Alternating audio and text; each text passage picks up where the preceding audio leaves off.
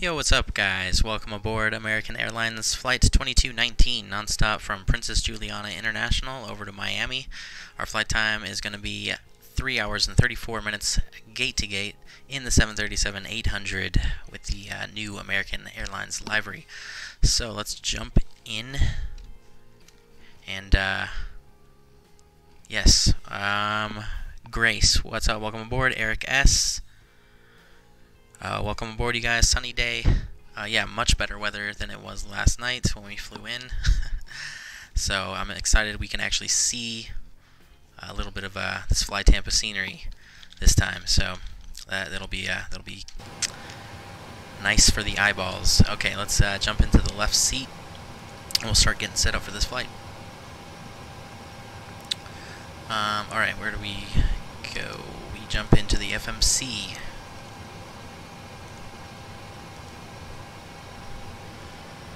We're on the ground at TNCM. We'll set our GPS coordinates.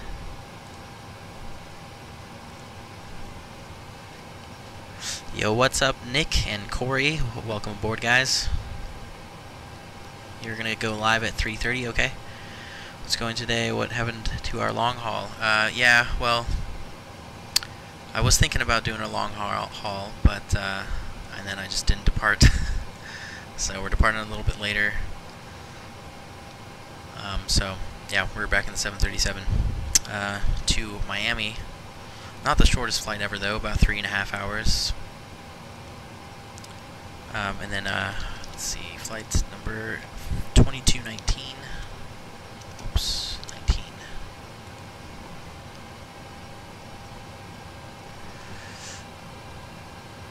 Yo, what's up, Coco? Welcome aboard. Fly Tampa is now doing scenery for X-Plane 2. Wow, cool.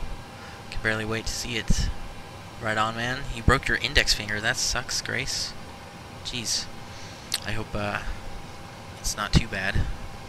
Alright, runway 10 for departure. 0 fuel weight. We got about 5 reserves. Cost index 30. I don't know what it is actually. 38. Cruising at flight level 340. And let me look at the chart. Runway 7,153. Okay, let's just we'll stick with 26. That's good. All right, and flaps 5. I don't know why I have that on. V speeds. V2 152. We'll set 162. Arm that. Flight director on. Set the trim 5.03.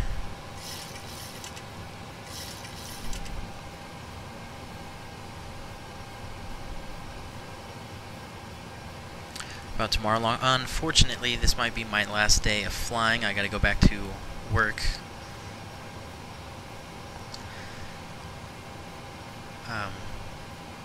Which sucks because tomorrow's is gonna be the FNO. It's for the it's Star Wars themed, which is exciting.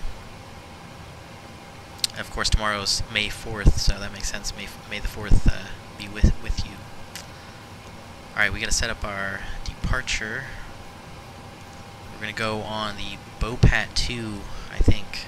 Let me just make sure that is what it is. Yeah, BOPAT 2 to Juice transition. BOPAT 2, Juice. And then we're to Sierra Tango Tango.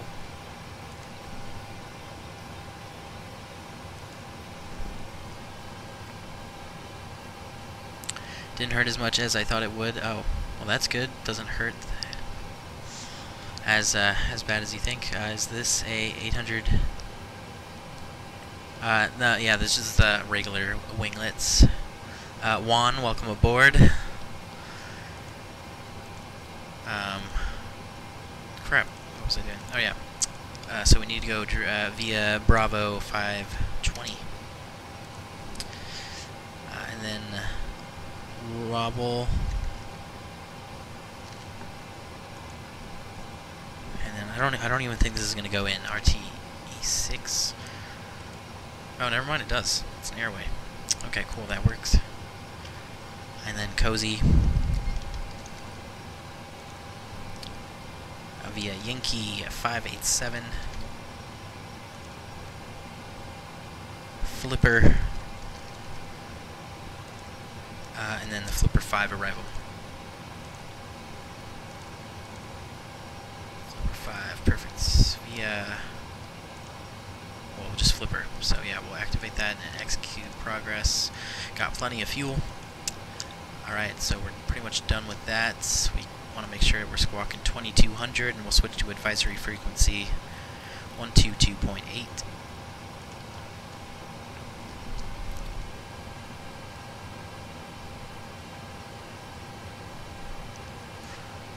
Yeah, that's why we're heading over to Miami, so we can do that flight. Although I don't think we're going to be able to do it today, just because it's getting a little bit later in the afternoon. So, but I will do that flight. Heading. Oh, we need to set up our. So departing. Let's see if I can read any of this. To juice, climb, direct BOPAT, turn right to direct to juice. Okay, that's really simple. So yeah, we'll take off, right turn, direct BOPAT. Transition altitude 5,000.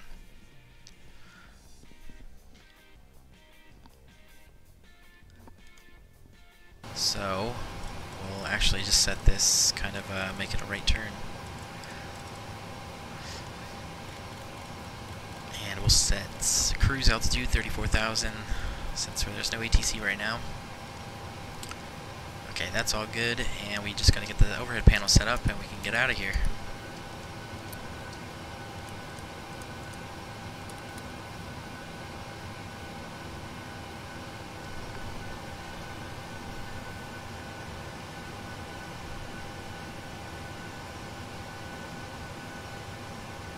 Southwest posted again today on their social media, and it's only SoCal airports that they're doing nonstop to Hawaii. Yeah, that makes sense. That makes sense, though. Awesome. Did they announce like a date that they start service? All right, what was I doing? Oh yeah, pressurization. So 34,000. And then the landing altitude in Miami is probably like 0. But let me confirm this. Miami.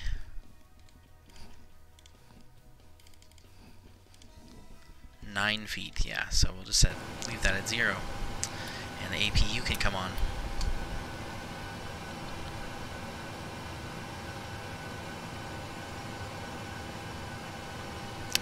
We're doing long haul center. Yeah, like I was saying, unfortunately, I'm going back to work this weekend.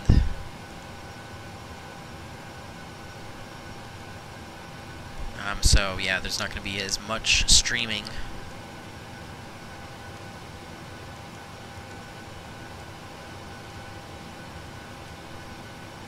Okay, yes, we need to get ACARS started.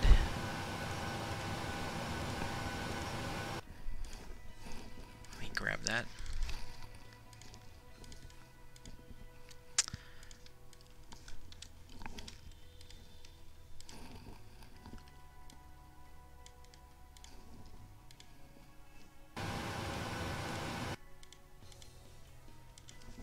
Okay, TNCM. I'm a street musician, aka busker. Arrival airport is Miami. Whoops. Our alternate is Mikey Yankee November. Nassau International 34,000. Boeing 738. Call sign American 2219. And we're on VATSIM. Start. Okay, the APU is ready. We'll get that online, shut the main door, and disconnect the jetway. Just look for dates, more info to come later this week about dates and when the inaugural flight is. Cool, cool. That's exciting. Alright, let's get a weather check. For Juliana is reporting winds 100 at 13 knots, varying between 060 and 140 degrees. Good visibility, although that's what it said last night. But it looks true this time. Few at 1,900, temperature 27, dew point 22, altimeter 3002. So we'll reset this, make sure we're at ground level. Voila. Well, that looks pretty close anyway, 3003 when I press B. And we are good to push.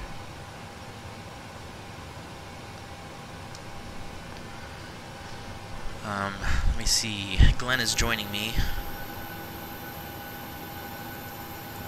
Right here. What? I thought he was going to be offline for the departure. Or is that him?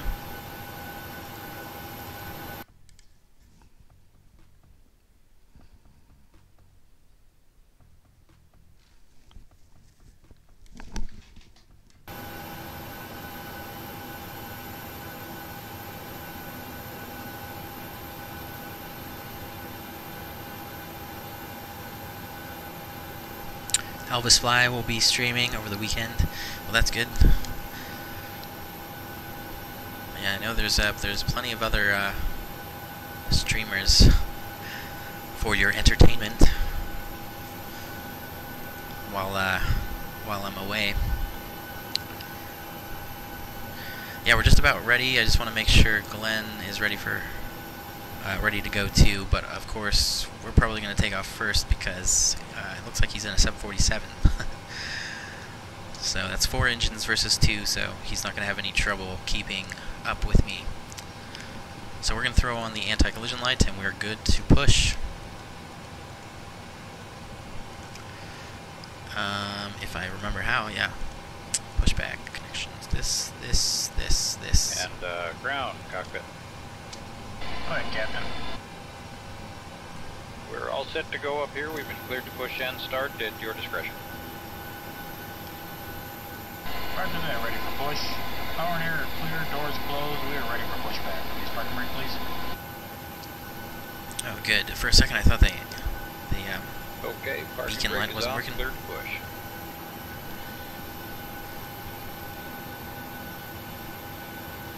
I love, I don't know if you guys can see this, but there are like birds and stuff. It's awesome if you look closely.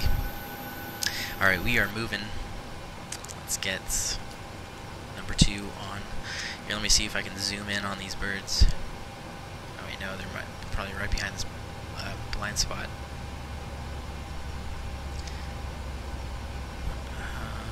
Alright, we gotta pay attention anyway. There is 25.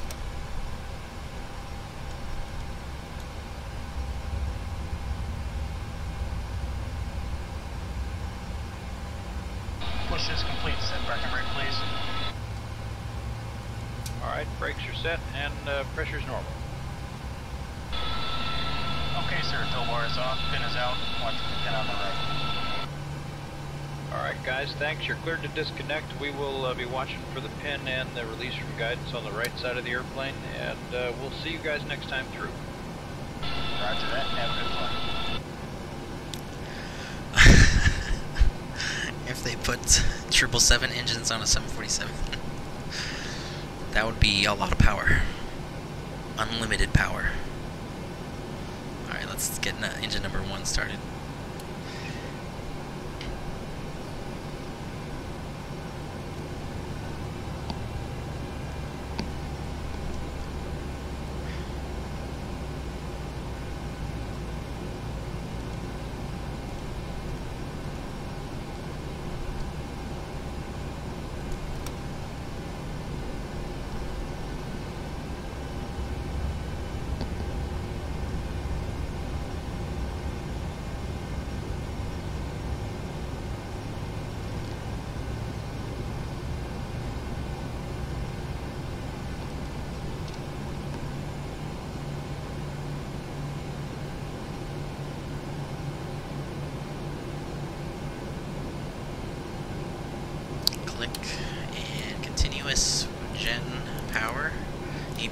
VATSIM off, taxi light on,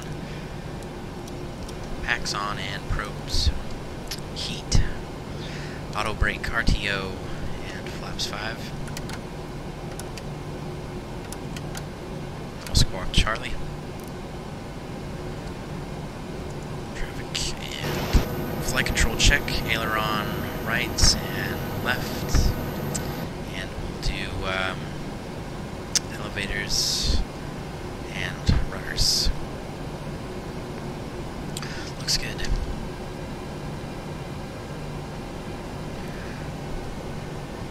Mostly airliners, but occasionally I do a VFR flight with a. I have the A2A Piper Warrior, so it's fun to take that out for a spin sometimes.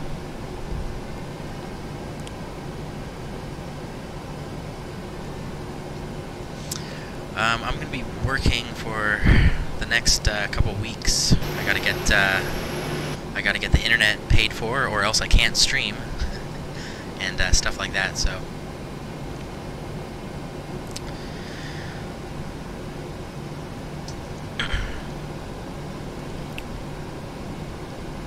Alright, we are pretty much ready to taxi.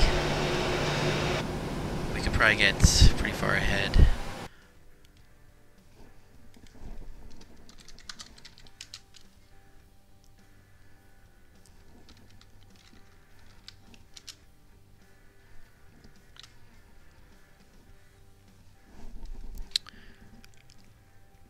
Just a second, I'm talking to Glenn.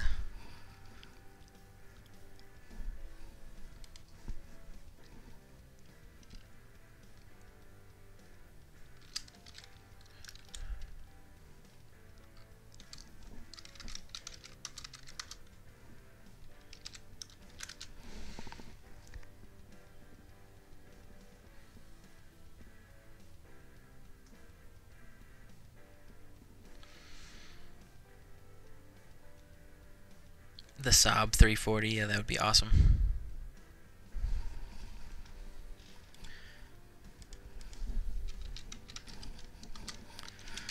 Let me make sure this is the right thing. Yeah, that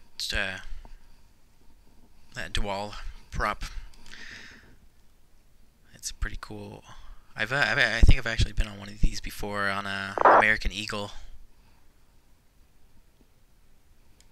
They're pretty cool planes.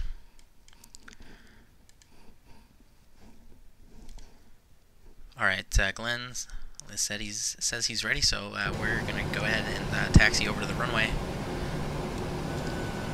Alright, we are clear, so let me see, does this chart that I have show taxiways? Or the names of the taxiways? Okay, we'll just do, what is that, Alpha, I think, all the way up. So yeah, we'll just come over here and up that way. Alright, let's go.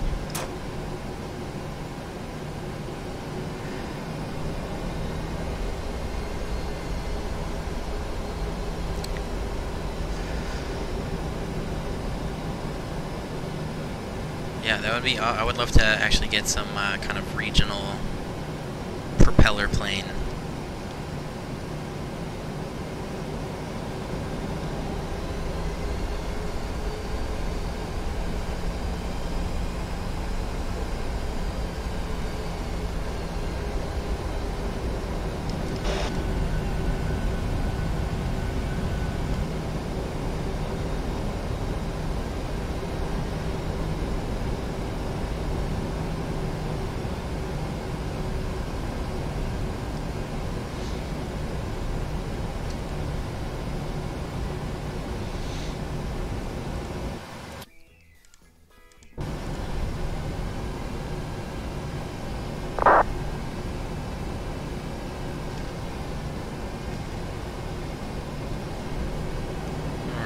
St. Thomas back to St. Croix on Seaboard Airlines. Cool.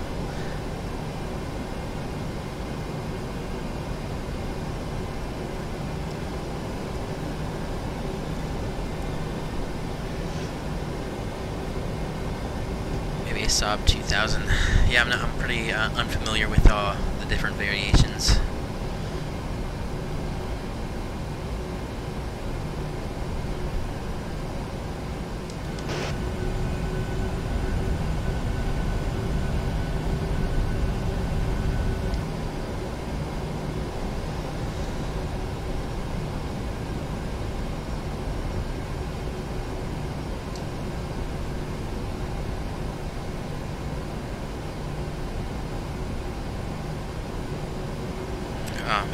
love the scenery. Yeah, there those birds are.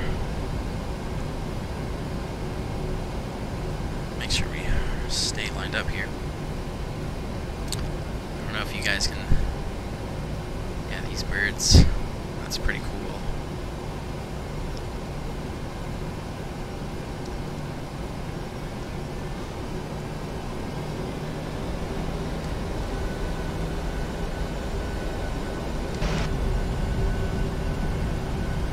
Alright, well, we're pretty much ready for departure here. Let's get the cabin notified.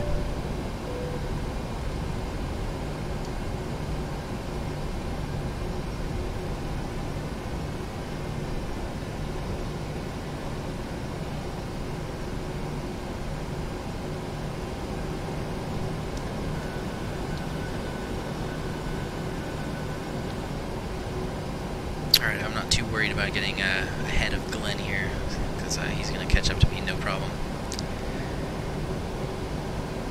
So we'll just kind of get as much of this runway as we can.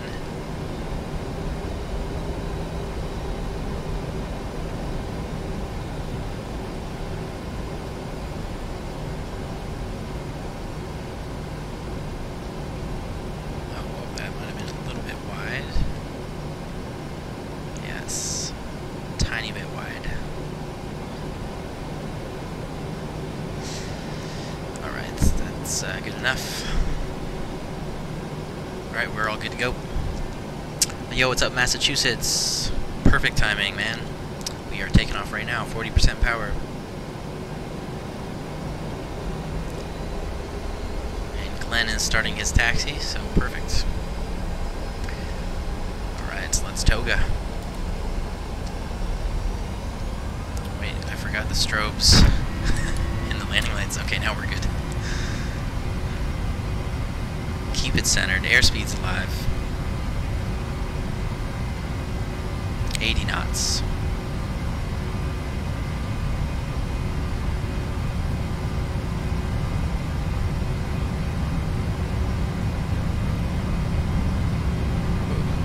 V1.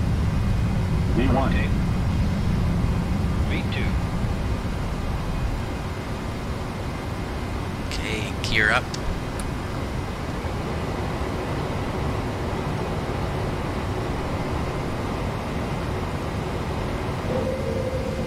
And we'll begin this right turn. Direct. What was it?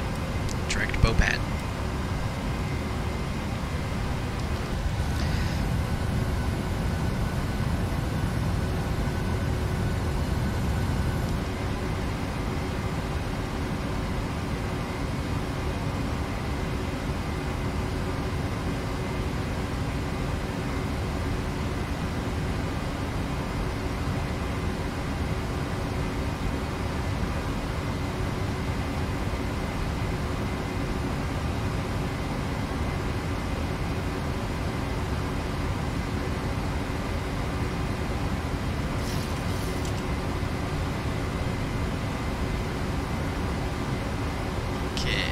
Slowly roll out of this turn.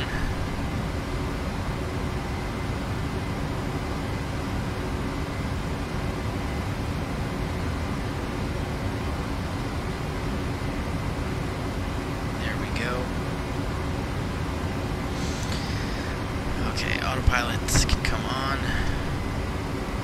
Let's get this off.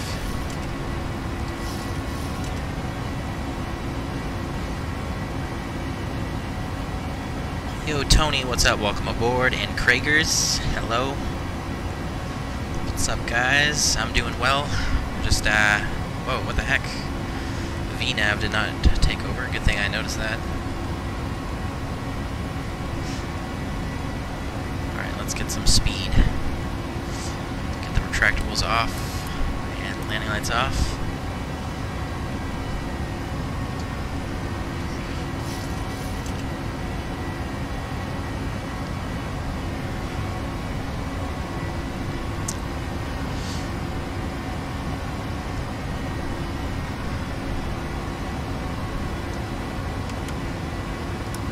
Flaps can come up. Yeah, over that, while I'm working. I'll make sure to educate myself about the 747, and then once I come back, we'll be able to do some flights.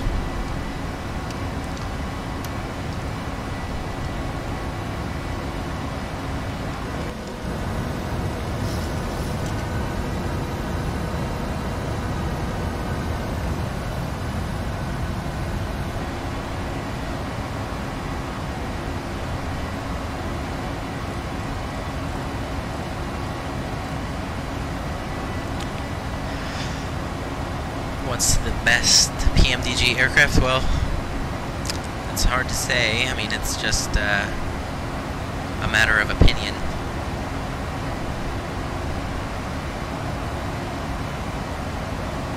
But out of the ones that I have and am actually familiar with, the 737 and 777 are both really, really great.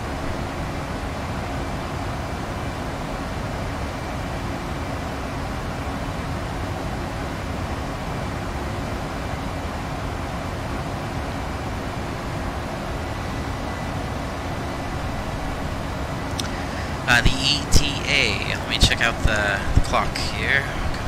Computer says 22:22 Zulu for arrival. And we just hit 10,000, so we can get the landing lights off, light switches off. Cabin's notified. We are direct juice on course. So 22:22 Zulu is going to be, let's see, 4:22 my time.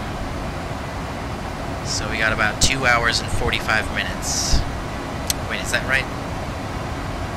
Yeah, about 2 hours 45 minutes.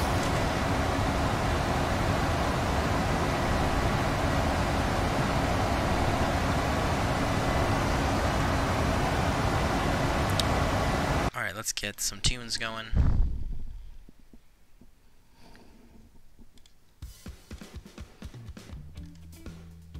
Set chill view. If you guys enjoyed the departure out of Princess Juliana, make sure to give this video a thumbs up.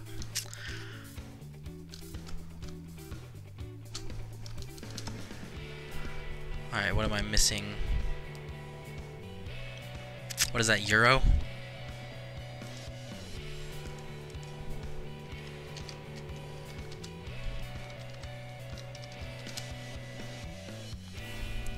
Yes, 7.5 euros.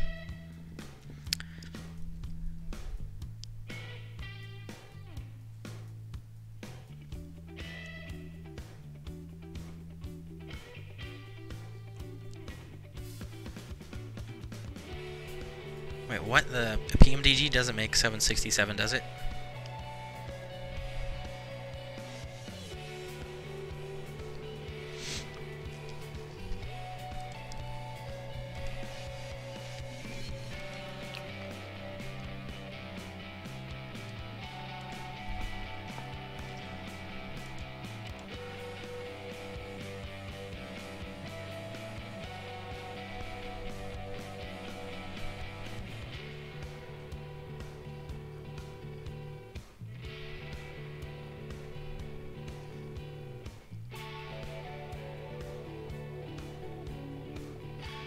Oh, we got out of there pretty quickly. I can't even see the island anymore. Where the heck, where are we?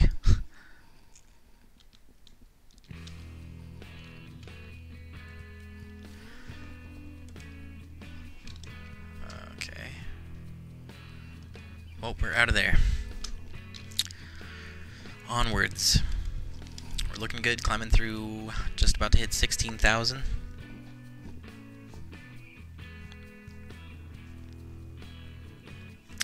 R6 recruit, what is up? Welcome aboard from North Dakota. Awesome.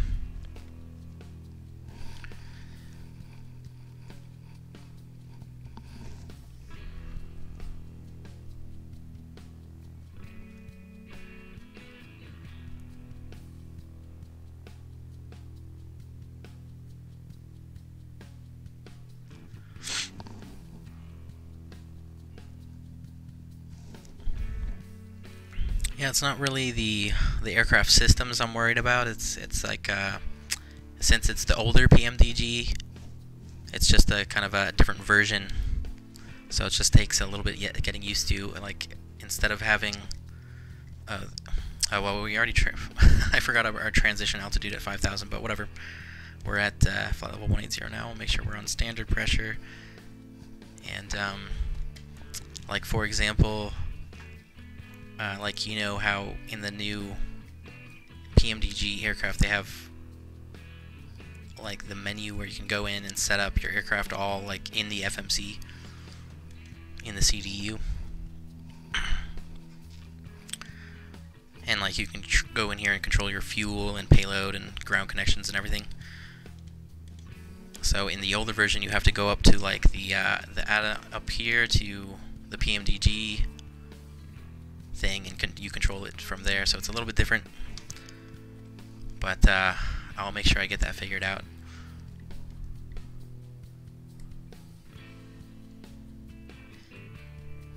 I just need to spend a little bit more time with it.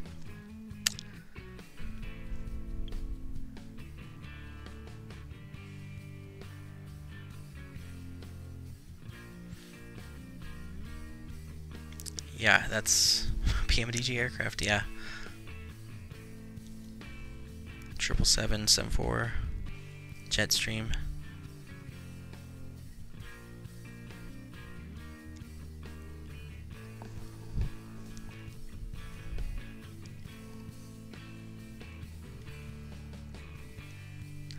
It's St. Croix. How do you pronounce that? Is that right? Yeah, I'm not sure if we're gonna be able to see it. A little cloudy.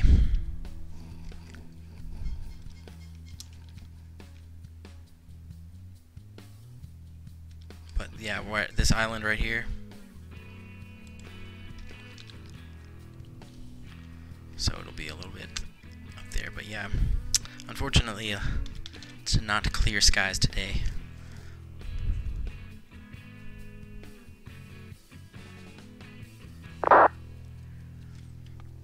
Coco is my plane buddy, and he referenced me to your channel. Do you stream every day? Oh, cool, cool. Yes, well, my schedule is kind of, I stream for 2 or 3 weeks daily, and then I work for like 2 or 3 weeks.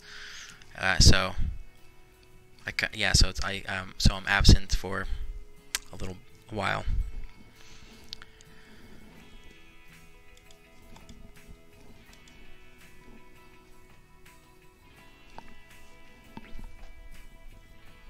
I have the older one too.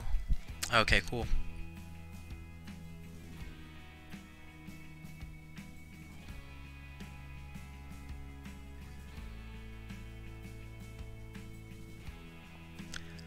Oh, you're going to sleep, Tony? Okay, no problem, man. Get some rest. Waiting weather to get... Yeah, I have both the 737 and 777, and I would recommend both of them like equally. It just depends on which kind of flying you want to do. Obviously, the 737 can't fly as far as the triple if you're looking to do long hauls. You're doing Barcelona to Rome tomorrow, 5:45 a.m. And that time now in Barcelona is 10:43. So yeah, I would get some rest. That makes sense. But thanks for watching, Tony. Appreciate it.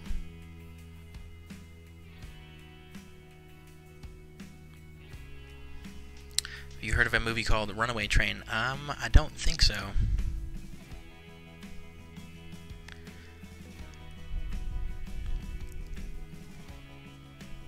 Alright, thanks, Tony. We'll see you later.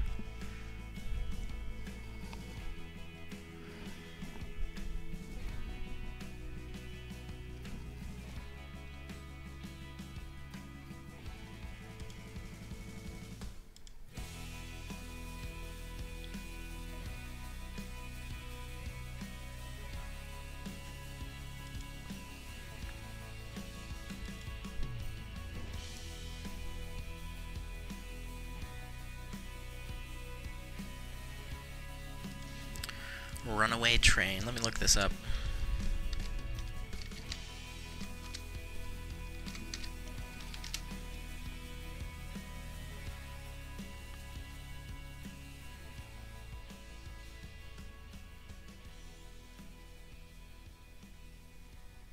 runaway train from 1985.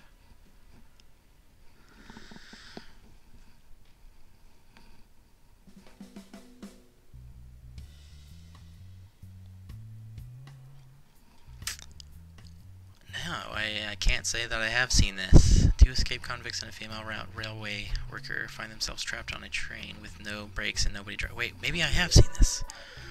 This sounds kind of familiar.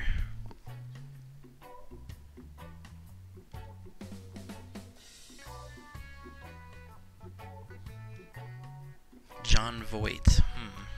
I think I might have seen like part of this movie on TV or something.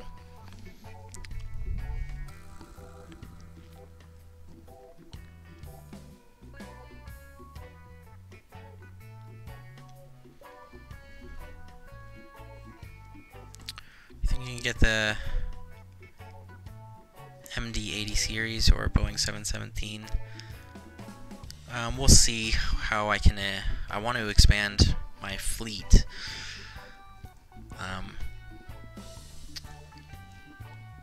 But yeah, I don't have a lot of money for flight sim, unfortunately.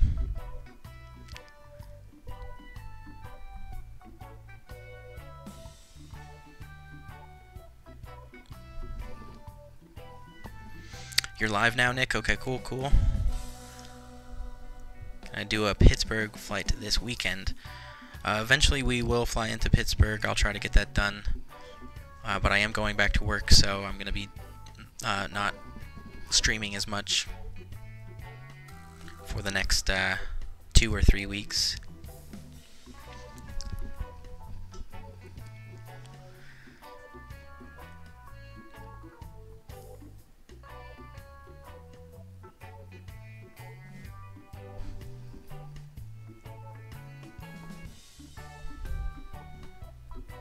It's rated R for the language. Oh, thank God I'm older than 17.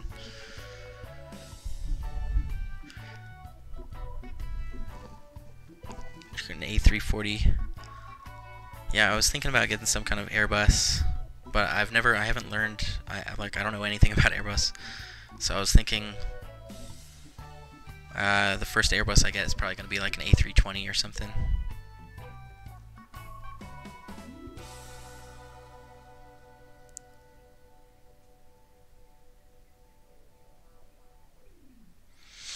Also need to do Boston, I know. We'll get to those cities eventually.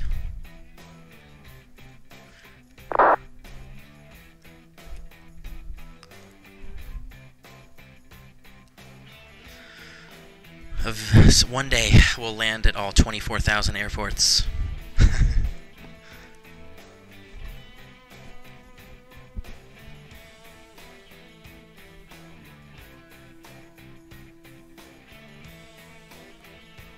When am I going back to work? I think this weekend I'm going back to work, so tomorrow most likely.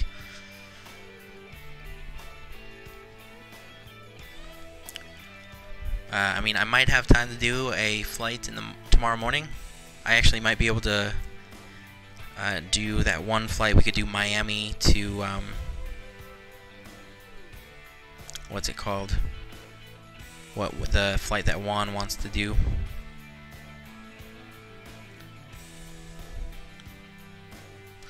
You saw the TV-14 version?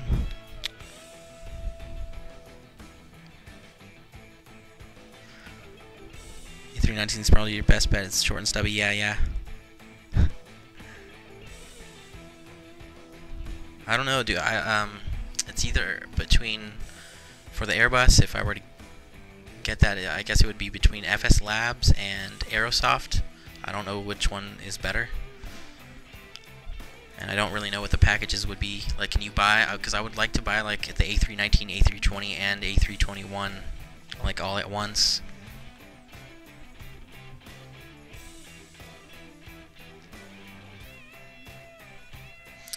Yo, what's up, Nick?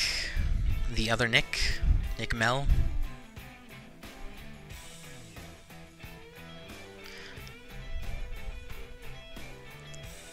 Approach into Quito, Ecuador. That could be fun. I've flown in there before. That would be cool if I could find a 777 flight to fly into Quito. That would be fun. You like Boeing better than Airbus?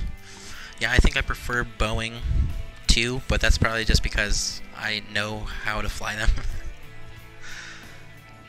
But yeah, I have respect for the Airbus technology too.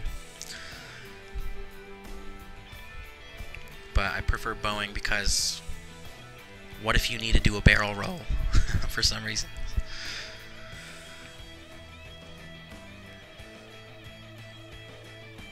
My favorite music for Runaway Train is by Ian Cusick.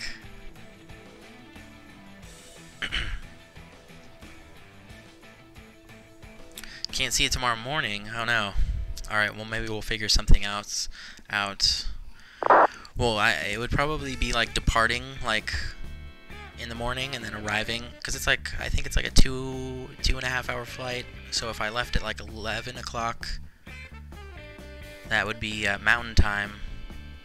Then we would get there at about like 1 or 1:30. So you could maybe see the arrival. I don't know if you're. I mean, it's like 1:51 now, so it wouldn't be too far off. 24 hours from now.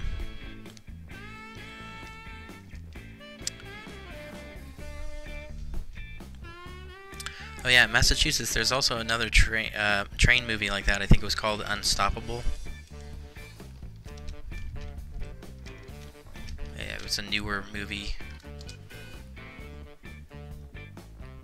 Oh yeah. This Unstoppable came out in 2010 with Chris Pine or whatever his name is. Yeah, Chris Pine and Denzel Washington. Which it's pretty much the same premise. With an this is the synopsis. With an unmanned half-mile-long freight train barreling toward a city, a veteran engineer and a young conductor race against the clock to prevent a catastrophe. I seem to remember this film not being horrible, so.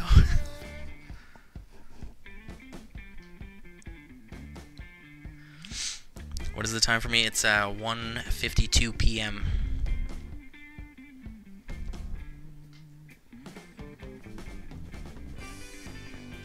If you want to learn more about Airbuses, watch Captain Joe. Yeah, I've seen those channels before, Captain Joe and Mentor Pilot. Those guys are cool. You can't see it from 7 Central Time to 3 Central Time. Oh, okay, that sucks. Alright, well, maybe we won't do that flight then, because I want to do it at a time that you can watch, of course. I wonder, maybe if I do a flight tomorrow morning, then I could do Boston to Pittsburgh and get 2 birds with 1 stone.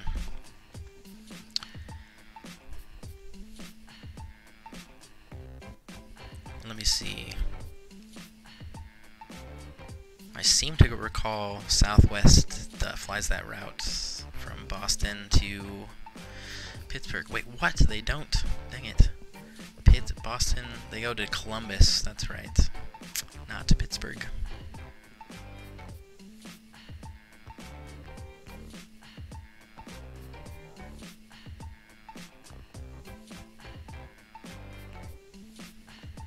The train number is 777. That's funny.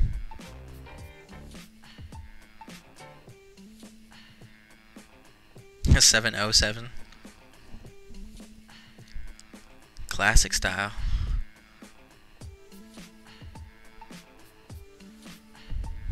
Two hours ahead of you and get it out of 3. Okay, so by 1:10.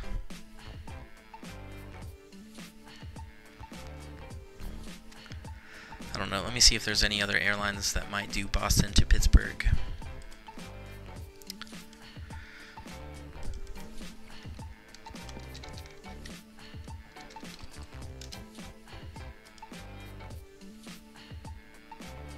Ah, damn. There's no 737 flights between those 2 cities. Only Embraer and CRJs.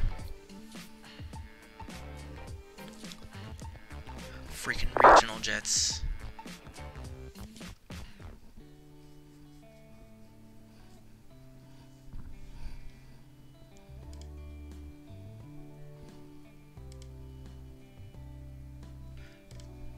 Oh yeah, we hit a cruise altitude like a long time ago. Let's get the seatbelt signs off.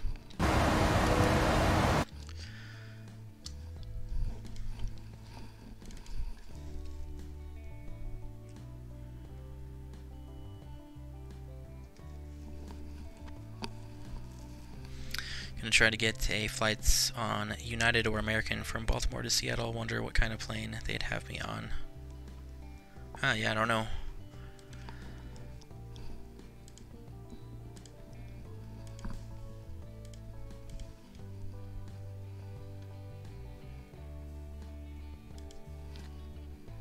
Let me see that route. Baltimore, Seattle.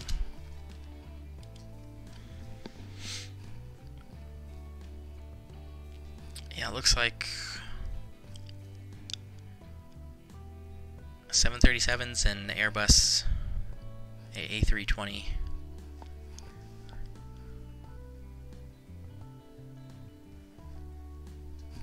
Flies that route, according to FlightAware.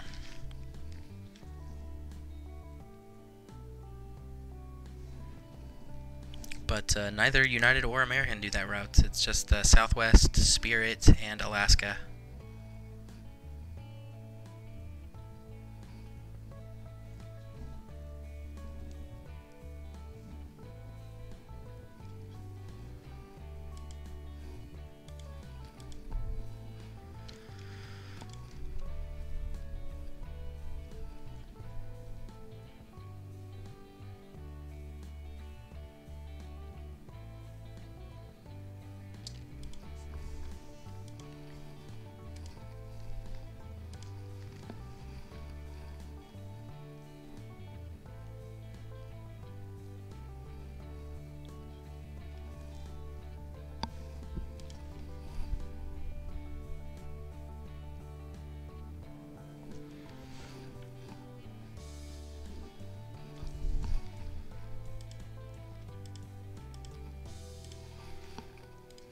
Let me take a look at VATSIM, see if Glenn got off the ground.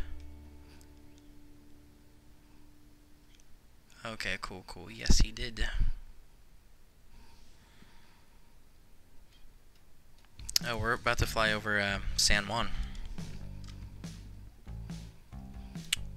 which we can't really see.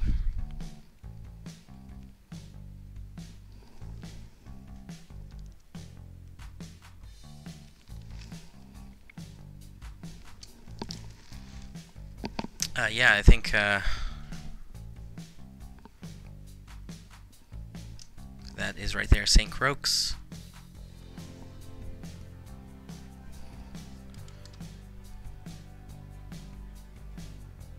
And so we're just kind of passing that, and then we're going over San Juan right now, which we can't see at all.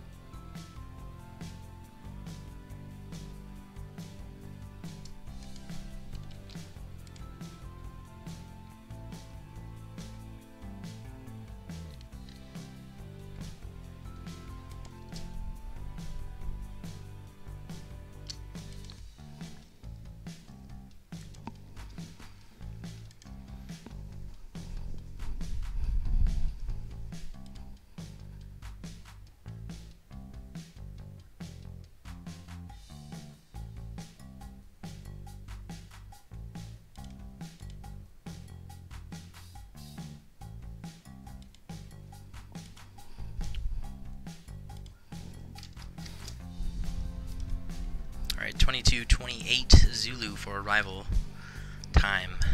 So that's 2 hours and 30 minutes.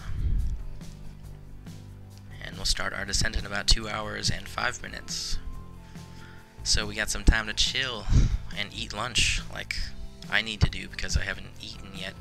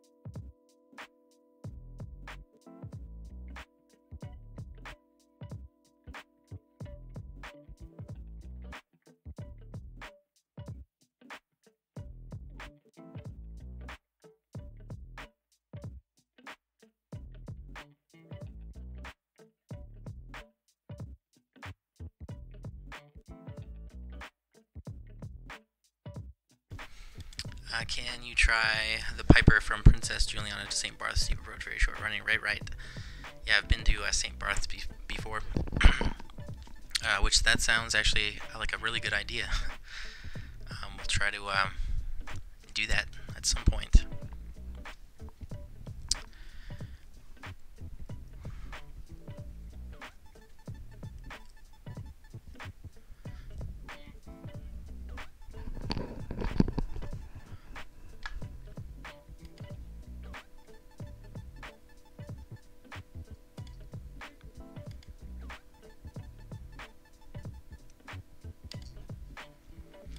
Yeah, that would be fun to do some VFR Caribbean flying.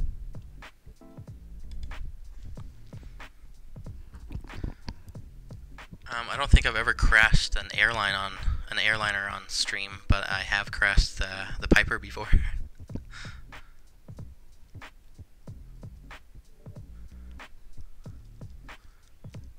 Although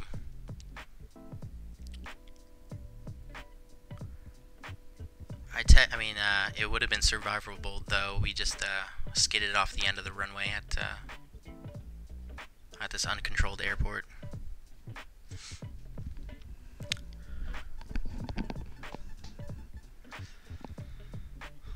What's up, Michael? Welcome aboard.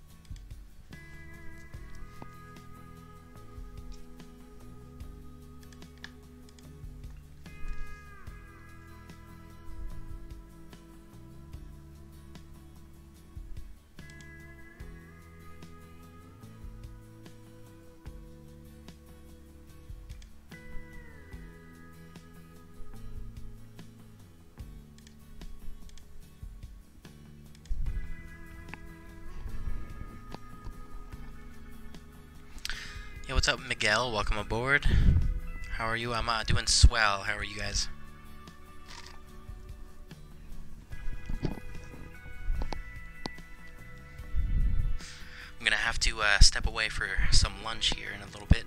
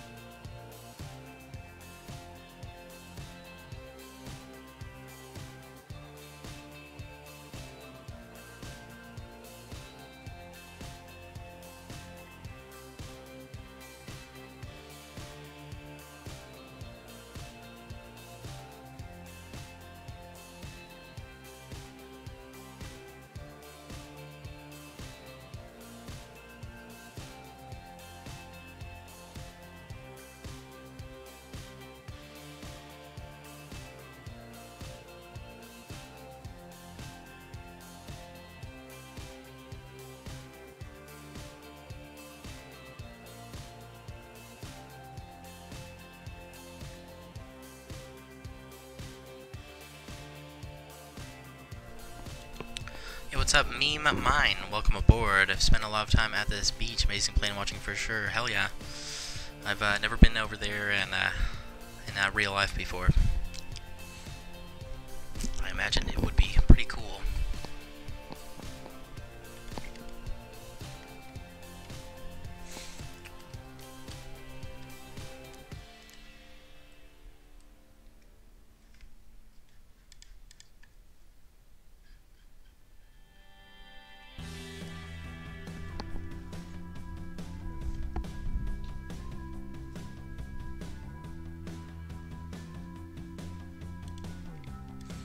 Been there too, but no big planes.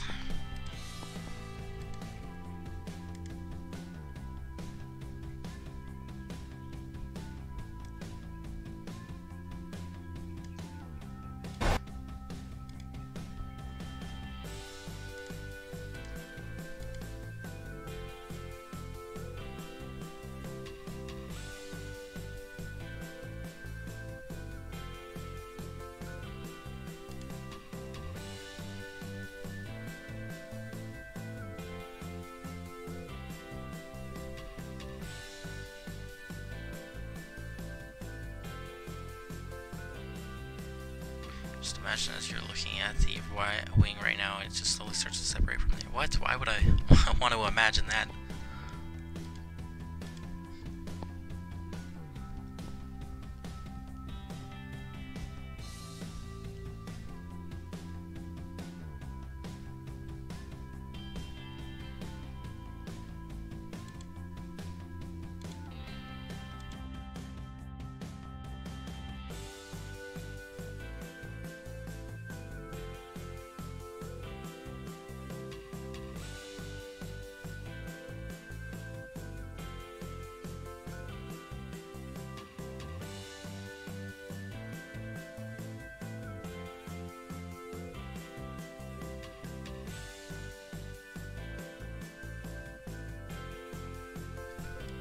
What would I do?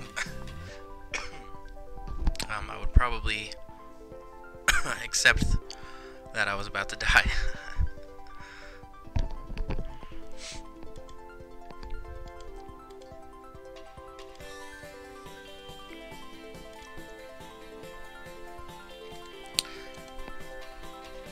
I mean, if the wing fell off, there's no coming back from that.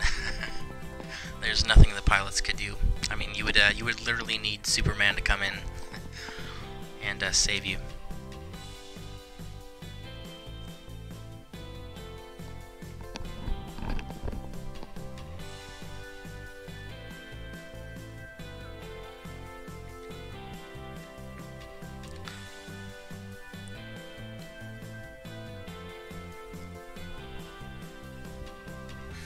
But thankfully the wings are pretty structurally sound.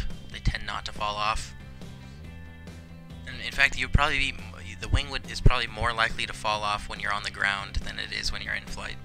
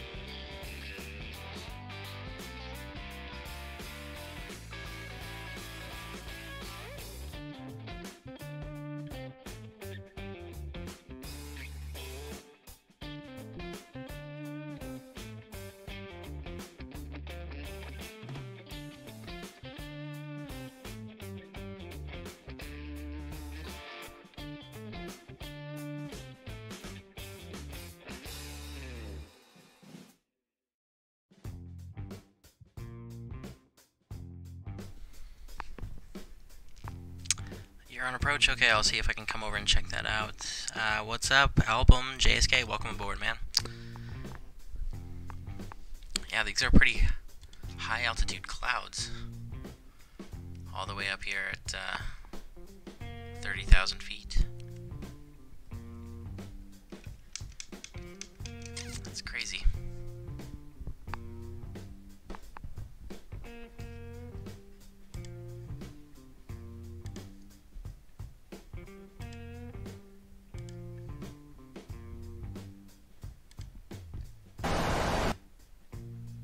Why does that keep going on? Weird.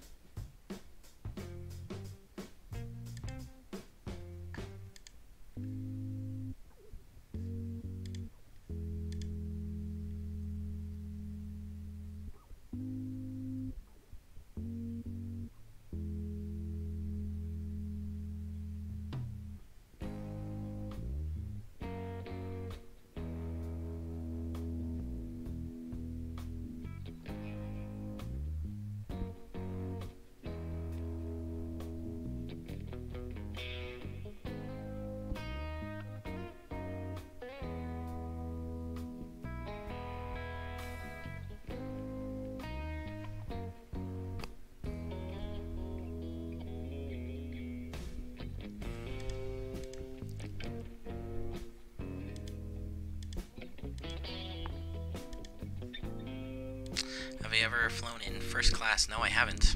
I'm a cheap bastard.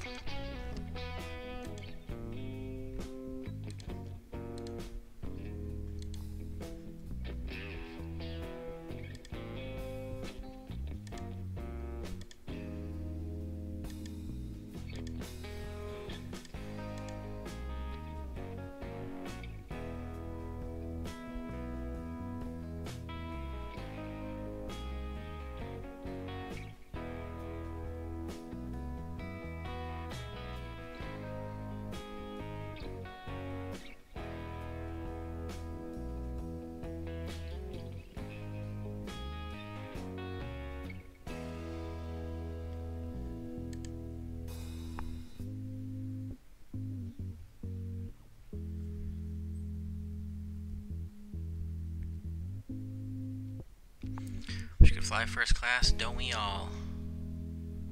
Have an actually comfortable chair.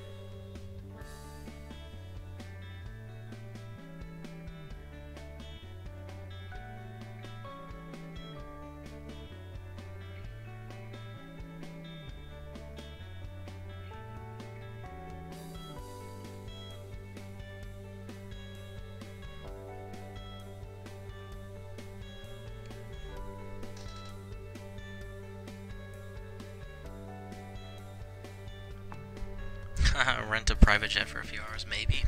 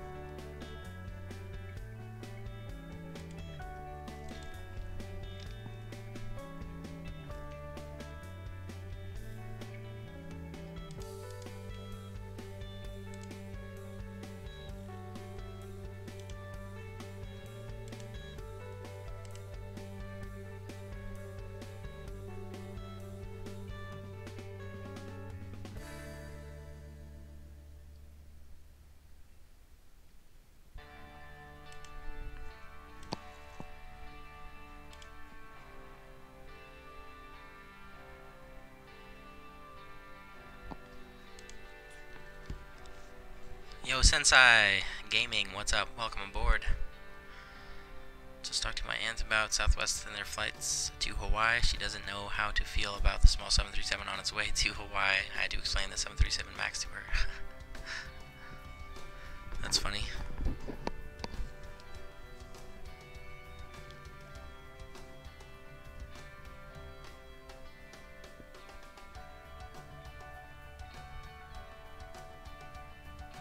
I mean, Alaska already does those Hawaiian flights. They have flights to Hawaii from California and from Alaska.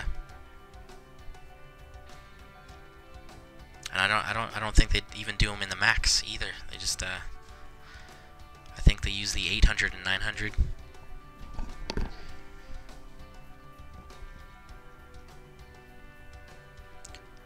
Why? But I'm still stuck at school because of a storm here. Oh, dude! Wow, that sucks.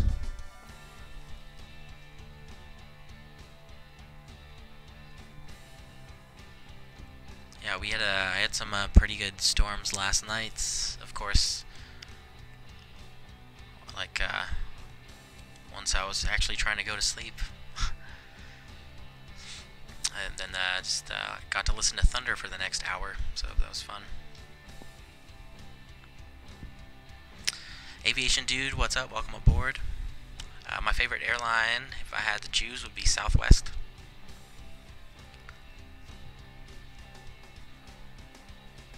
Your class is really annoying. I'm sorry.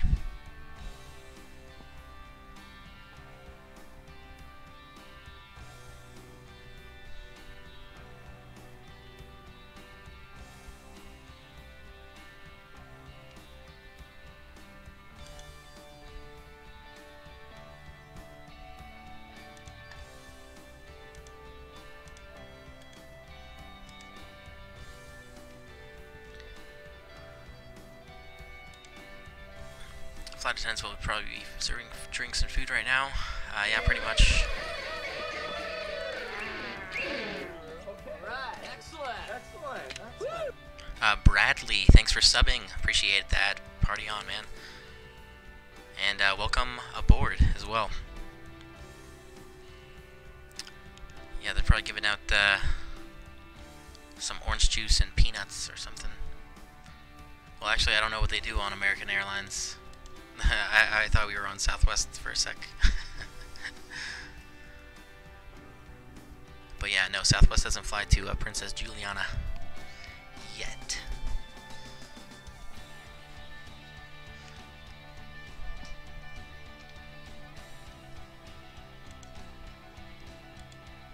And Blaine Peacock, what's up? Welcome aboard. Should do an air disaster stream. Start with TW800. That could be interesting.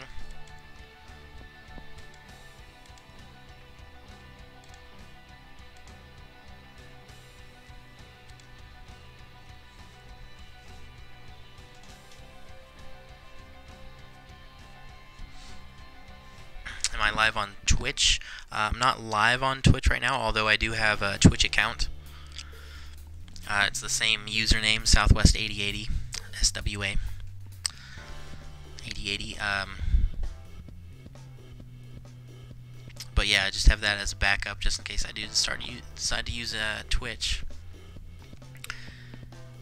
And if YouTube doesn't get their sheesh together soon, maybe I will switch to Twitch.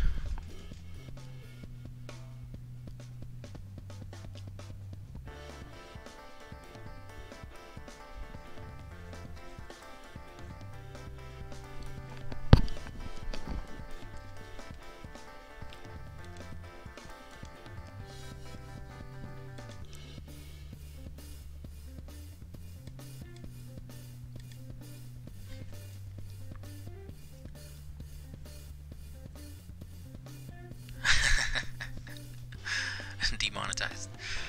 That's funny. Nah, but I'm demonetized anyway because I don't have 1,000 subs.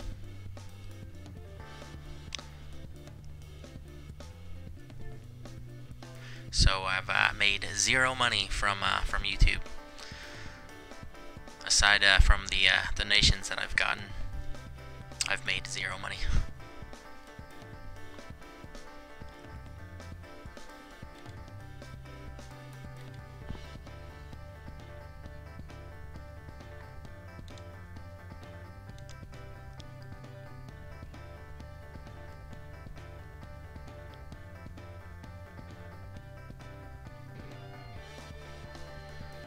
Is that contrails in front? Oh, right there. No, that looks like a cloud layer. Although, it's really weird seeing clouds that high.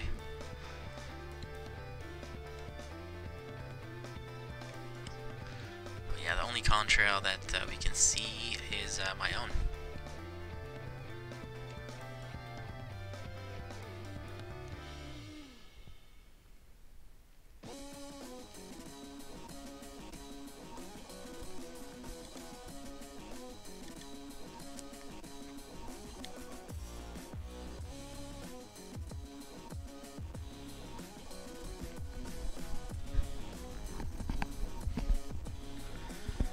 Future streams, once my bank account decides to fix itself, I'll be sure to donate. Okay, cool, man. Well, it's the thought that counts, so I appreciate that. You play Flight Sim X2? Right on.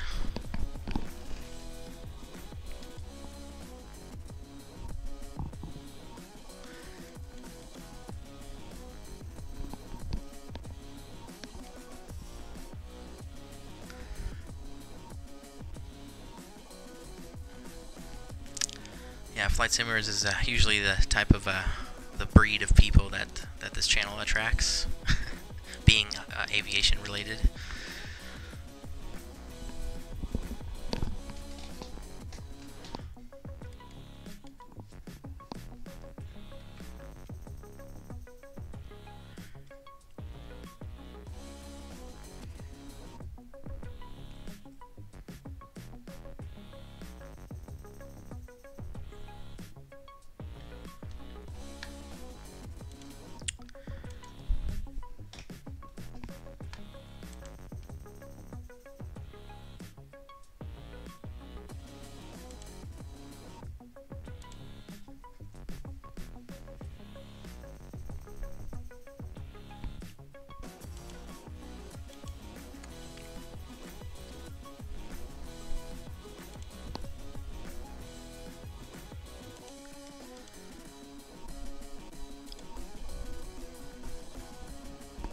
Should do a KLM Sim 4 from London to Rome. That could be fun. I haven't flown into Rome yet.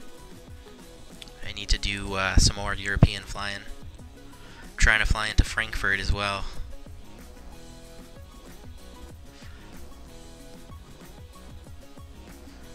But yeah, there's a ton of European cities that I haven't flown into yet.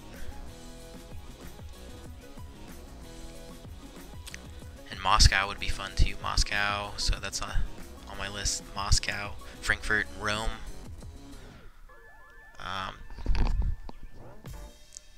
Austria, or what's that city in Austria called?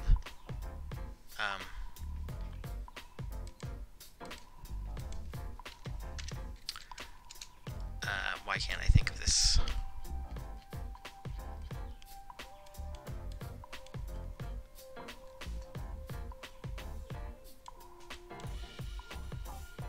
Vienna. Vienna would be cool. Flying to Rome and Naples sounds fun. Or Venice. And Italy. Oh yeah, I also want to fly to Greece. Athens.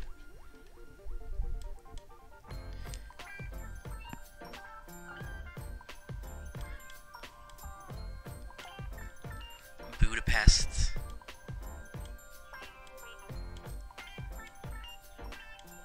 Prague. Warsaw. Kind of want to just go around to all the major cities, you know?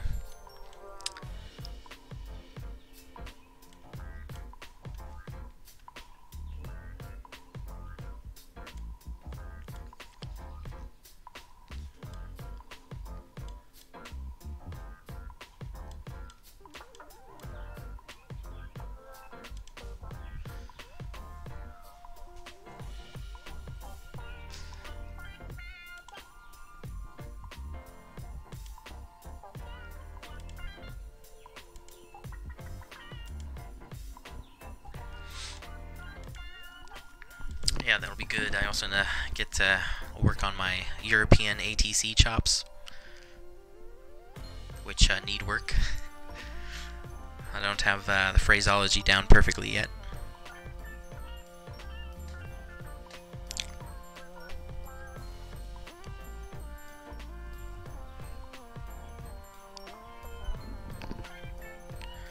Pan the camera to the direct front of the aircraft. Okay, which way? This way? You want a screenshot like this?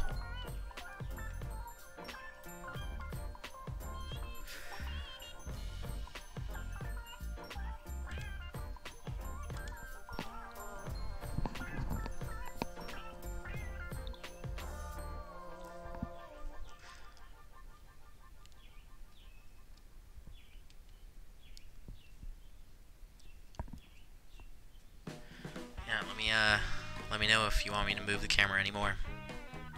Directing, I think that's what that's called. Yeah, no problem, man.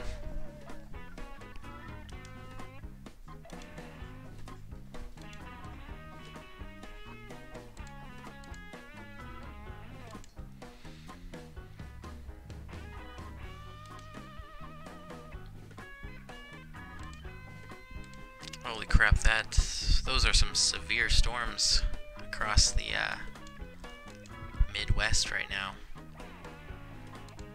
I'm just looking at the radar.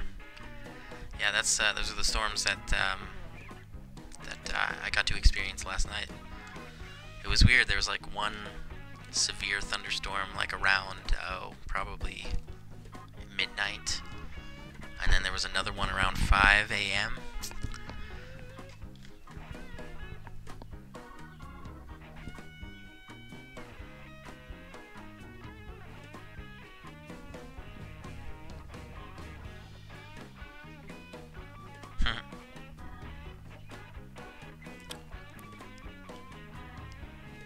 Gives the illusion that the contrails are going up.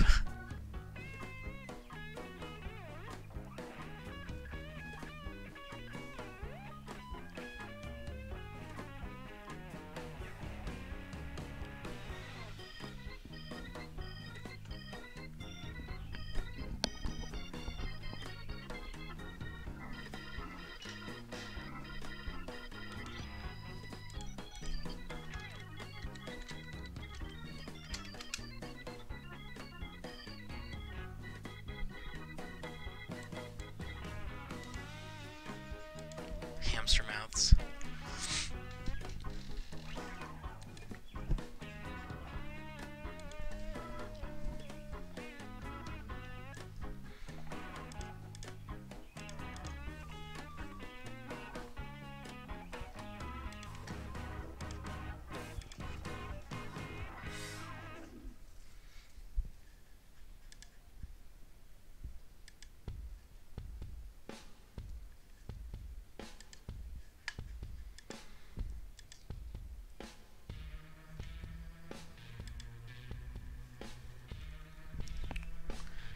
Intakes are like that because of the height of the aircraft, really complex.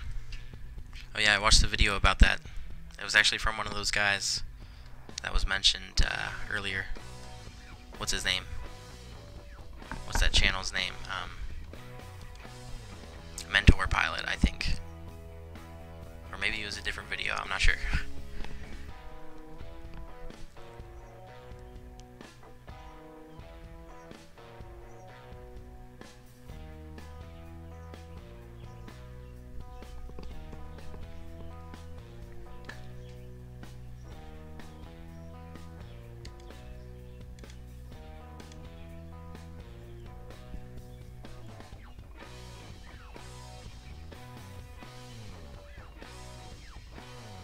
Mentor Pilot, okay, cool.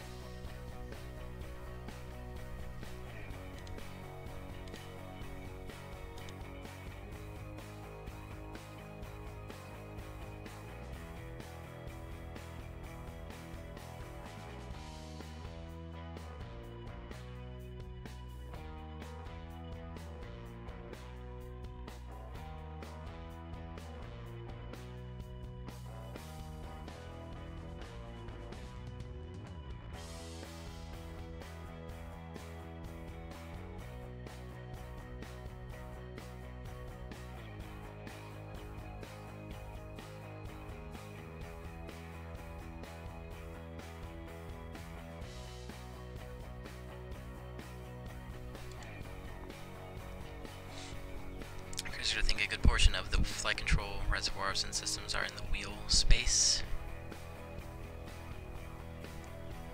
He's up to him. And it didn't have doors because of simplicity. It had a gas seal though.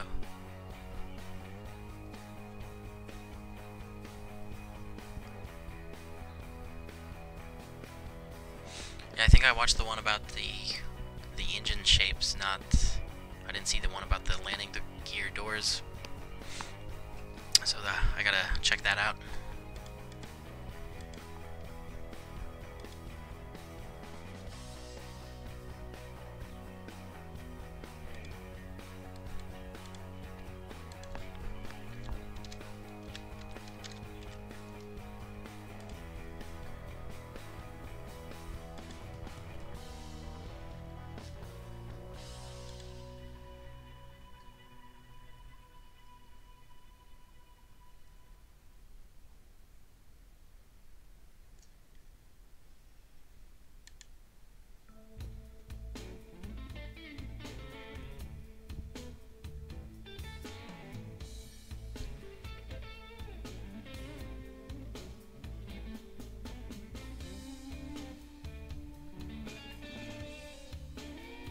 That's why there are caps on the outer gear wheels.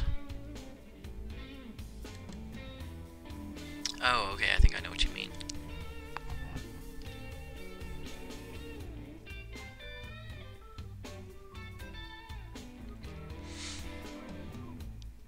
Okay, interesting. I'm gonna have to watch that video later.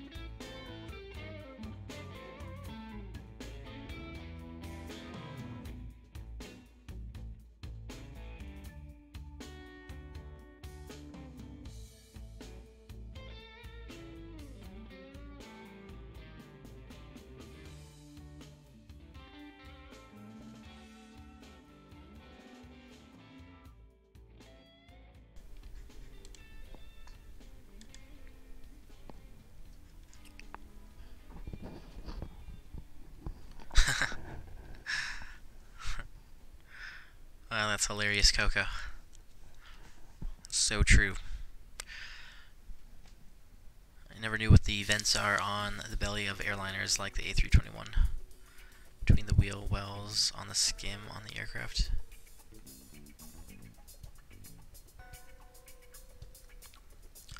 Yeah, I don't know. I don't know anything about the Airbus.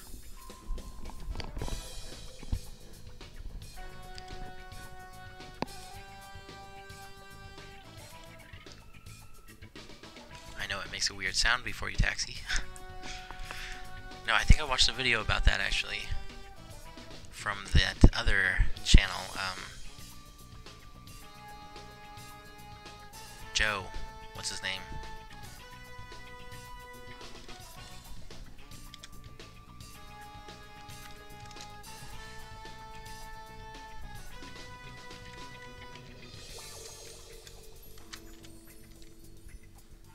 Yeah, Captain Joe, that's right.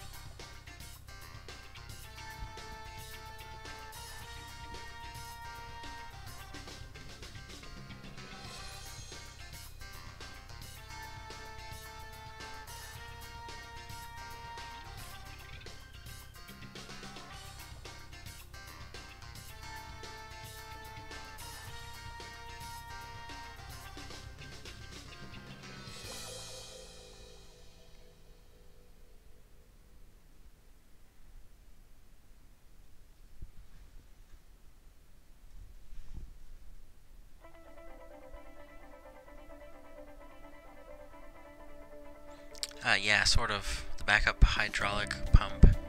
Interesting.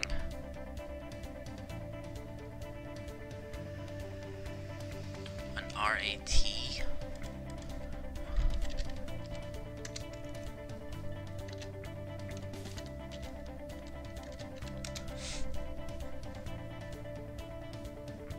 Oh, a ram air turbine.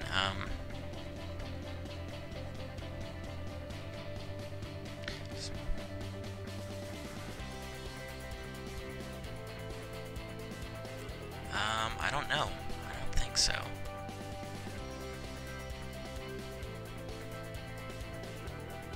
Apparently a 777 does.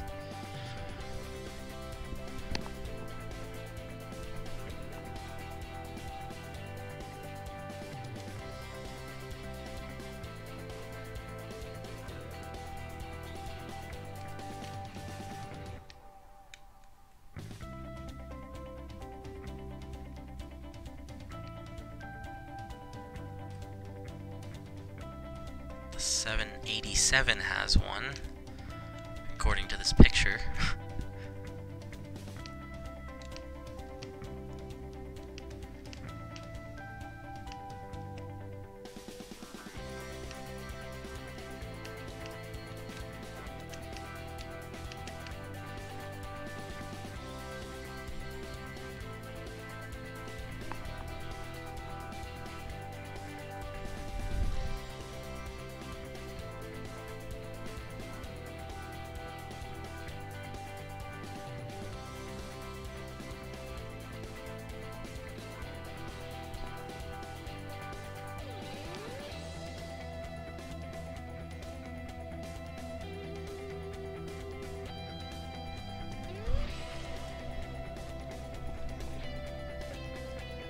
There's a mechanical connection to the flight control that can be used if all else fails. Interesting.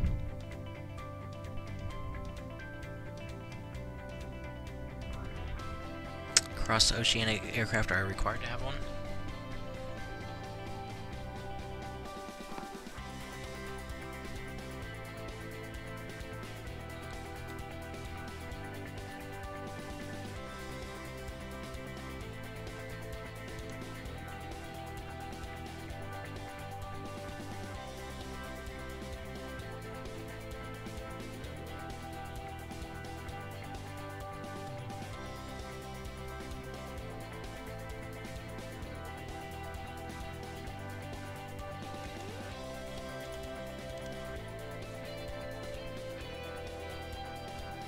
Yeah, I don't know either.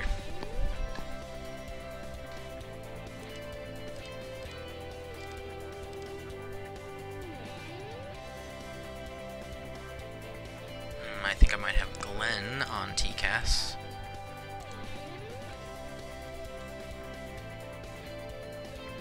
Yeah, that must be him. He's catching up to me nicely.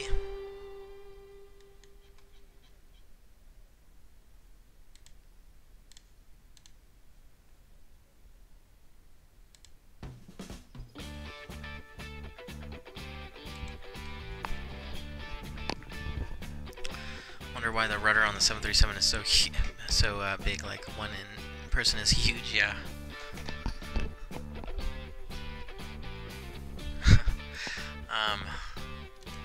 Yeah. These things are pretty big. I remember, like, yeah, if you just look out the window on a real 737, the winglet is like 6 feet tall. You know, it's hard. It's like, you can't tell that from, especially the simulator. It looks like tiny, honestly.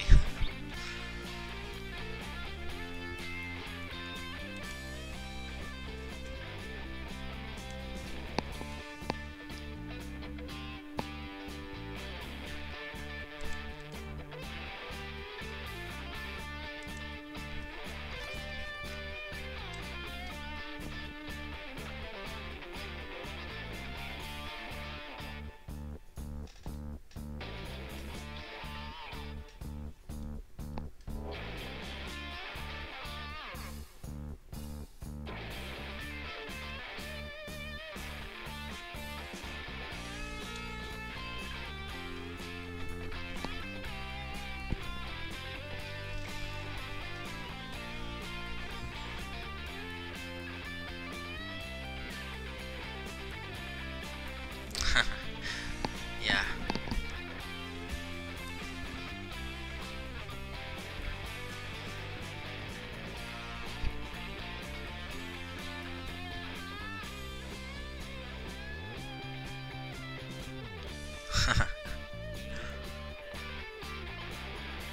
$767 winglet. I wonder. Let's see if I can look that up. 767.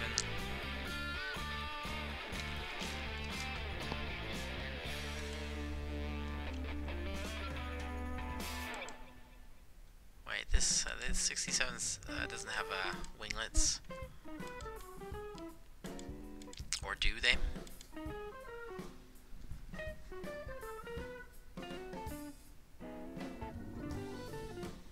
Yeah, 747 has winglets.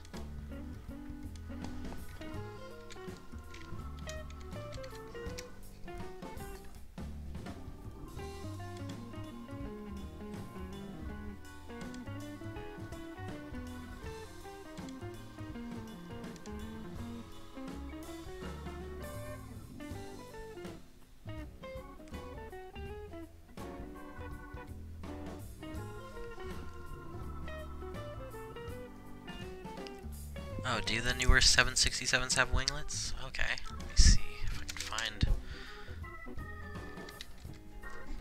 winglets. Winglets.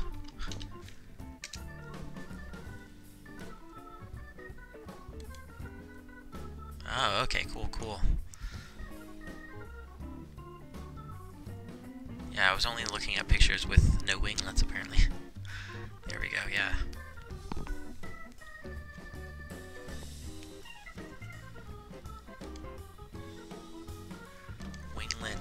Dimensions.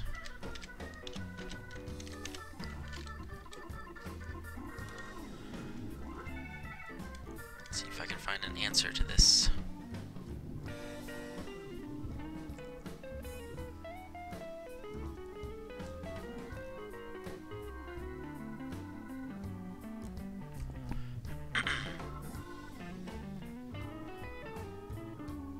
Oh, come on, it gives me every dimension of the plane except for the winglets.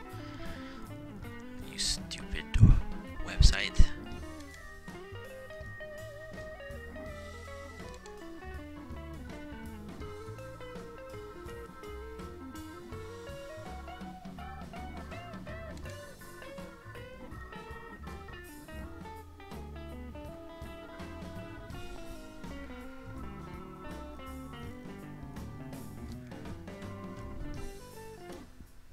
Wait, what? It's 8 feet tall on the new ones?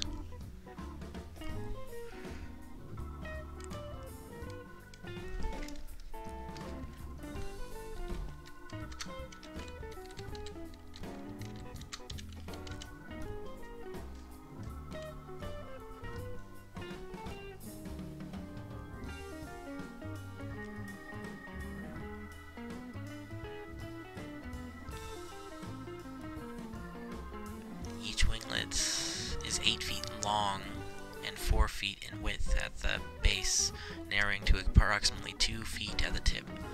Winglets add approximately 5 feet to the airplane's total wingspan, from 112 feet 7 inches to 117 feet 2 inches. All next generation 737 models have the same wingspan. Each winglet weighs about 132 pounds. Holy crap. That's heavy.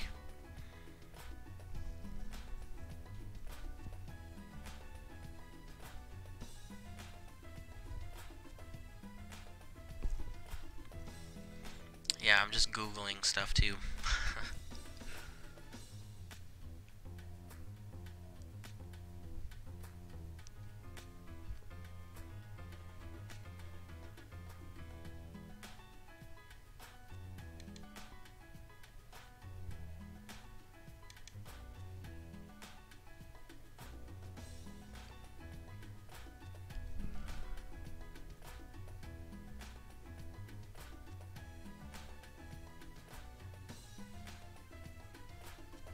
If you won the lotto, you buy a private 737-8. 747-8, yeah. I was like 8i. Yeah, 747.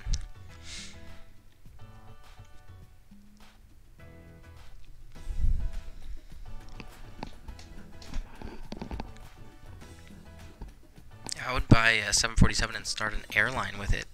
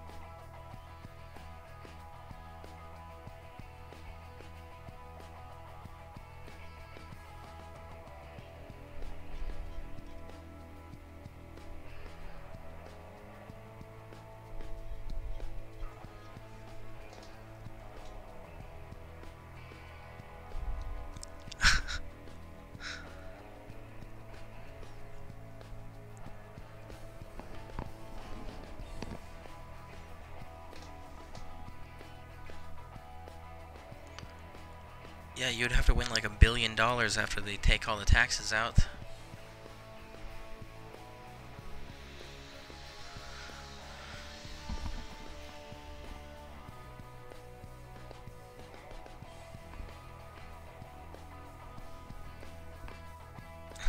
$375 million, geez.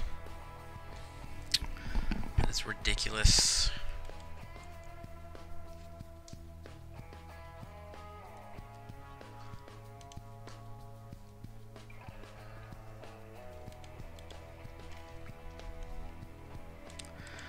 Okay, let me see. I'm gonna have to get myself some lunch.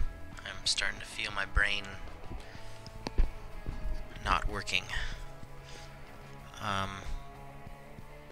22:26 Zulu for arrival, so that's in about an hour and a half.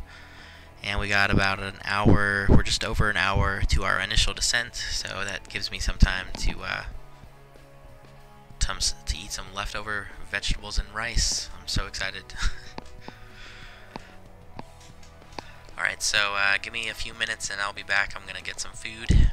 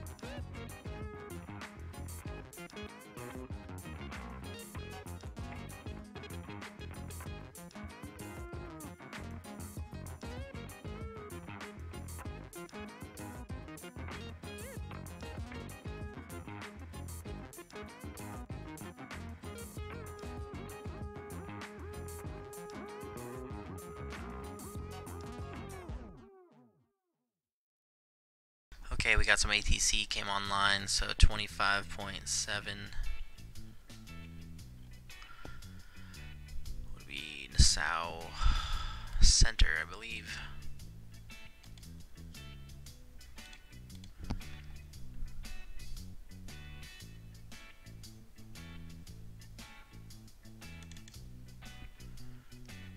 Nassau Center. Alright. Oh wait, we need to actually switch frequencies.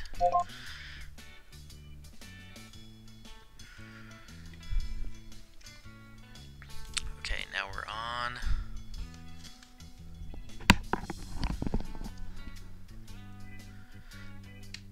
Nassau Center, good afternoon. American 2219, flight level 340.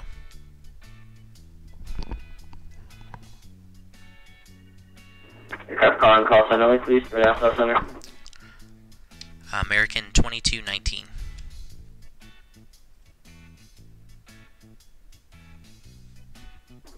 American 2219 Nassau Center, good afternoon, for squawk 4602, 4602. 4602, American 2219. Alright, let's get that in the box. 4602.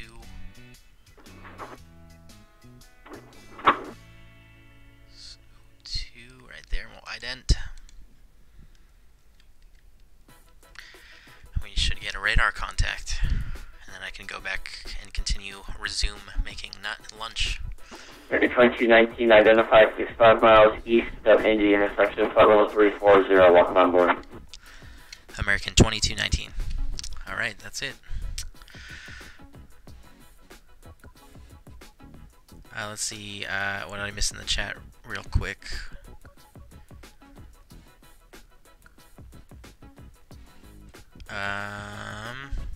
What exactly do you do with rewards? They're just a cool way to track how long you watch the stream, and you can kind of gamble with them for fun.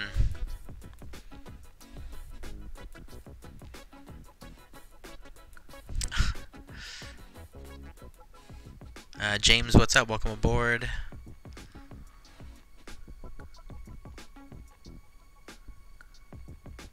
Entered ATC airspace, yep. Alright, we're all good on that. Oh, the ATC is coming in too loud.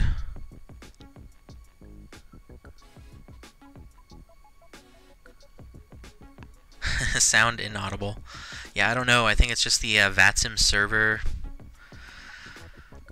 I think I have it set so it's like it sounds like a VHF transmission and stuff.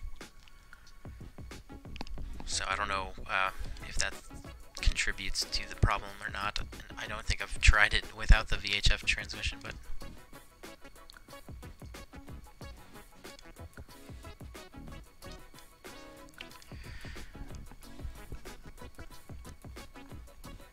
alright, yeah, let me see if I can turn down the ATC really quick.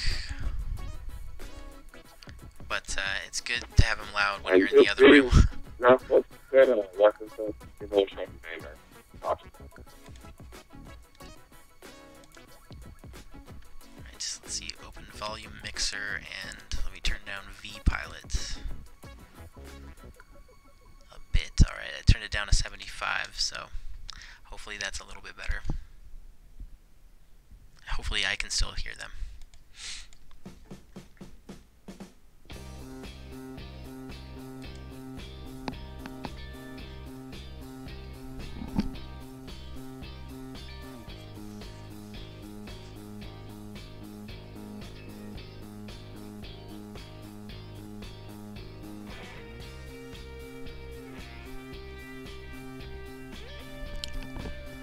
Repeat, please. Me? Repeat what? Now, it's been a Western 716 with you, moving shortly. Western 716, NASA Center, good afternoon. Contact NASA Tower 119.5. He just hopped on, so NASA Tower now 119.5. We'll see you soon.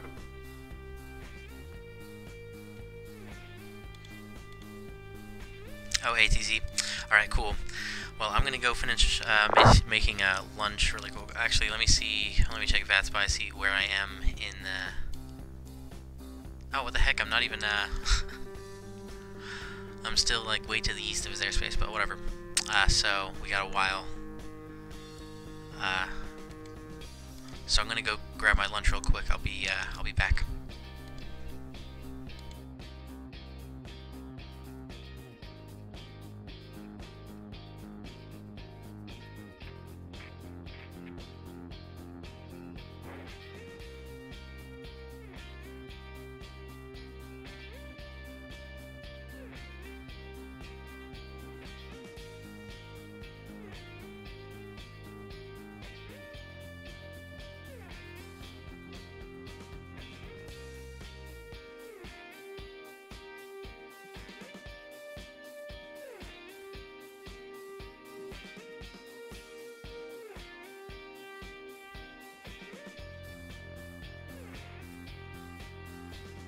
Gulf Path 475 out of the NASA class Delta airspace. Our frequency changes, prove the Unicom. You have a good flight to Freeport.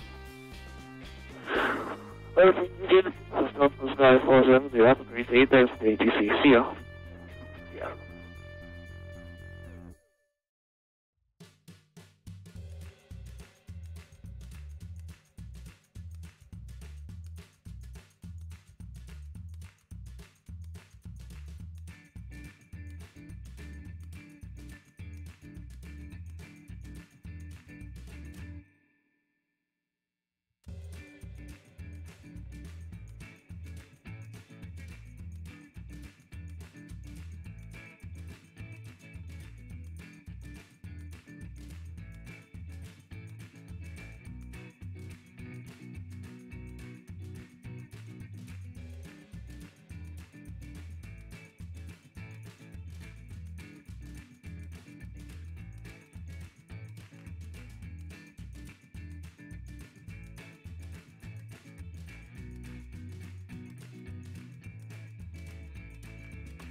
Rockford Center, Western Texas, Fan passing 3000, 2000.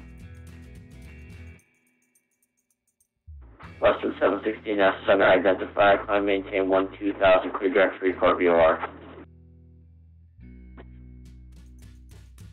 Climb 12000, proceed to that, to go VOR.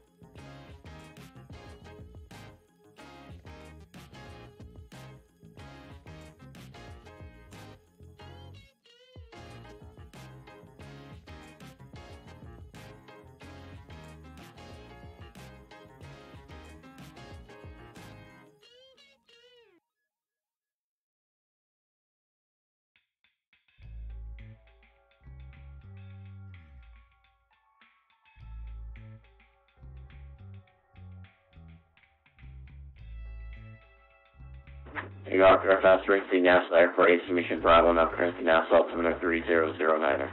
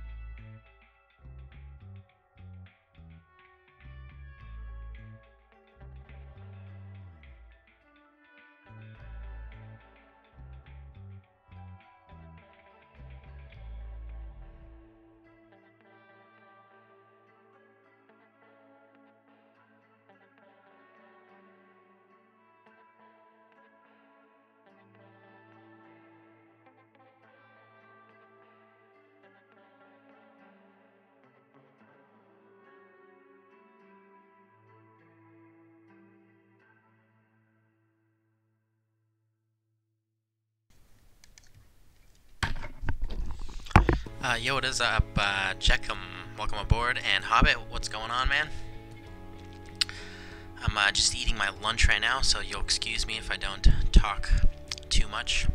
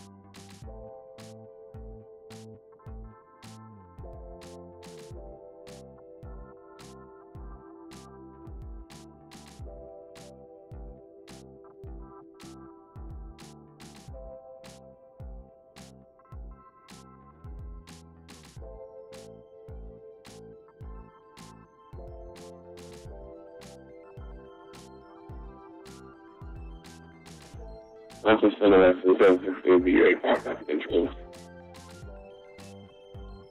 Left 17, 16, go ahead again, say again.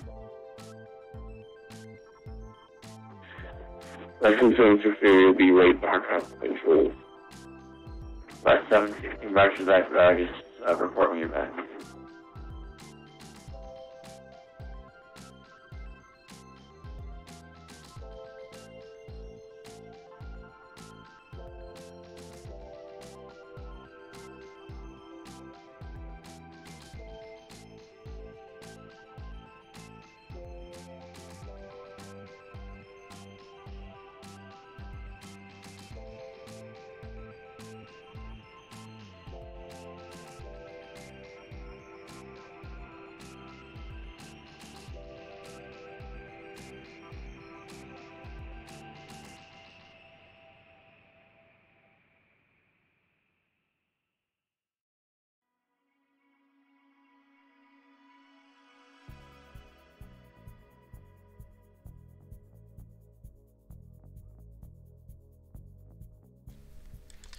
You gotta go to work? Alright, no problem. Nick, thanks for watching in the meantime. And I hope you had a good flight earlier. I actually watched some of it.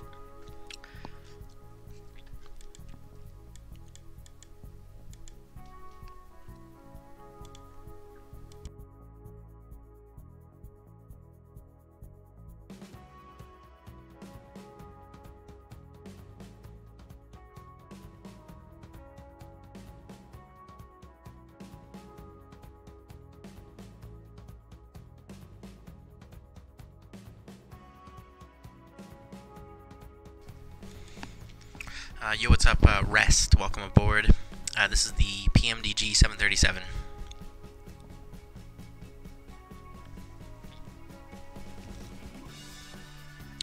Came in a little hot, but still landed. Yeah, you got her down. I don't know how you fly with those frame rates though. That would drive me nuts. So I'm actually impressed. Which one do you prefer? Oh, okay. Well, I don't have the MD-80, so I can't really judge.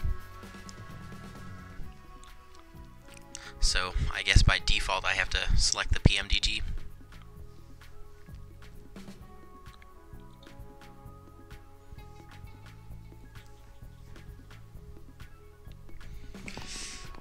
Whoa.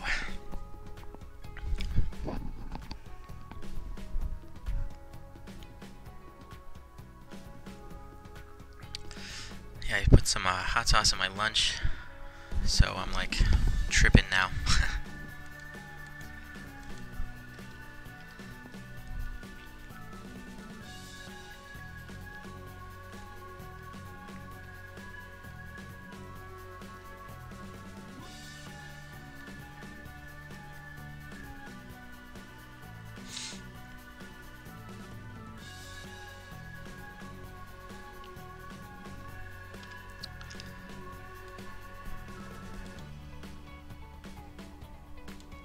But I think we just got about 1 hour to go. Yep, exactly 1 hour to go. And we're going to start our descent in about 30-35 minutes. Maybe 40 minutes, actually. So we're getting closer. Got it on the ND, so we're definitely going the right direction.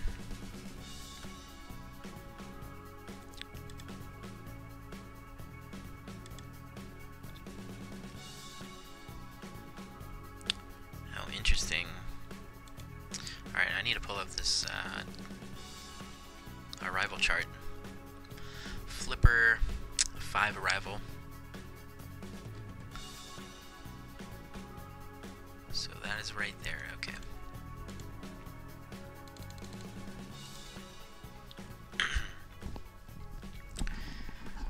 Let me see, we're coming in through... Where are we coming from?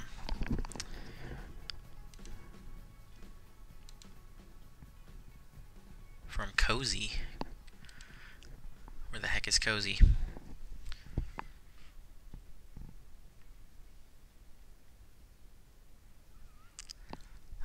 have that transition, but let's see what are the notes. Turbojet and turboprop aircraft only. Miami primary landing runways 9er and 30 for non-GPS. No, we have GPS, so.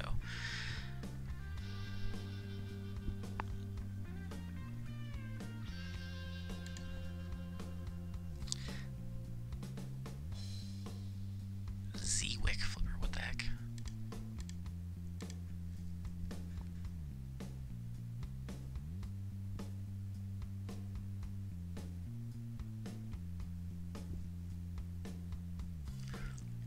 Alright, well, whatever. We're gonna go what I filed. We're gonna fly what I filed. So COZIE to directly to FLIPR.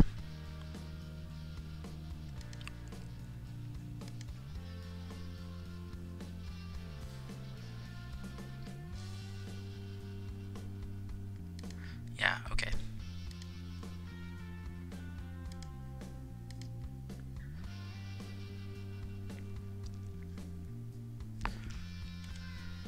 And let's see, FLIPR landing east, which I think most likely, let me check.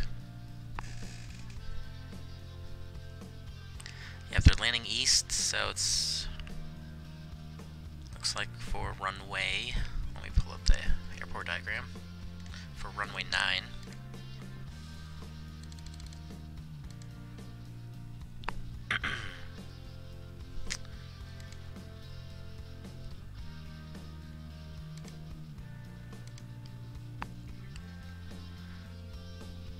Okay, so we need to cross FLIPR at 12,280 knots. Expect radar vectors prior to JODPO waypoints. Okay. So this arrival is pretty much going to put us on a right to downwind for runway 9er.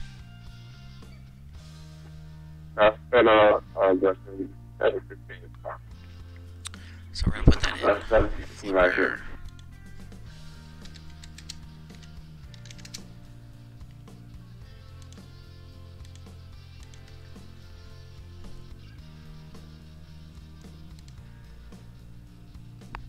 Looks like that's the only altitude restriction. Alright, so that's all I gotta do right now. I'll give us a little bit more accurate top of the set.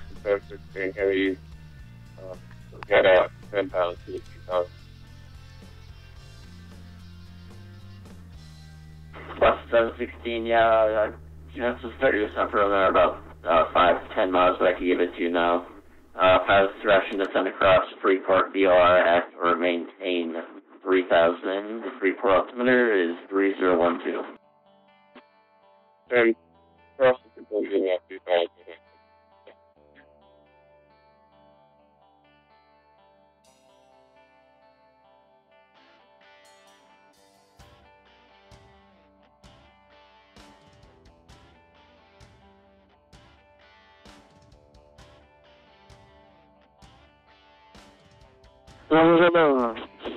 Tropical Sky 400 with you, Maarten 4000. Tropical Sky 470, NASA Center, welcome back. Roger. Seeing tensions in the Freeport.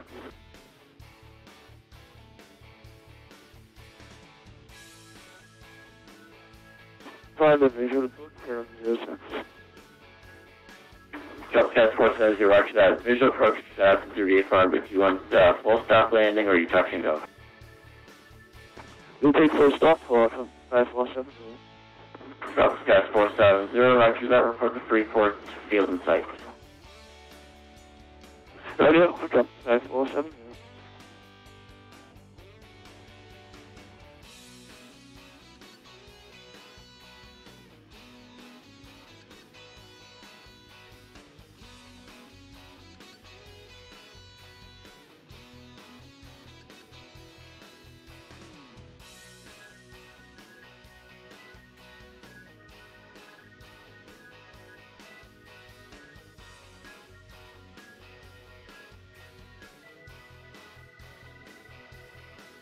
I'm not going to let them go to take it. Yeah, maybe it's about to play counter. Plus 716, your mic is cutting out Oh wow, I cannot understand you. Western Fairly 16, can we get the visual? Basic. Plus 16 March, I expect a visual approach from release 6. Expect the visual release 6, yes, okay.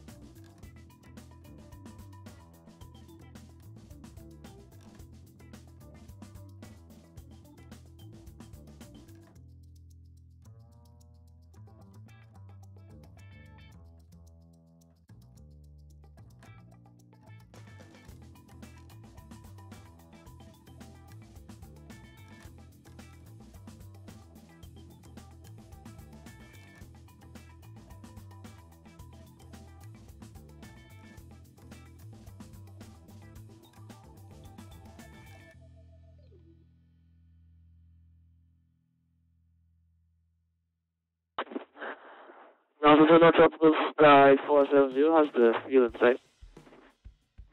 Truck Sky 470, roger that. Enter right space, runway 6, 3 cross under 3012. Roger, enter for right base, Risk Squall, Tropical Sky 470.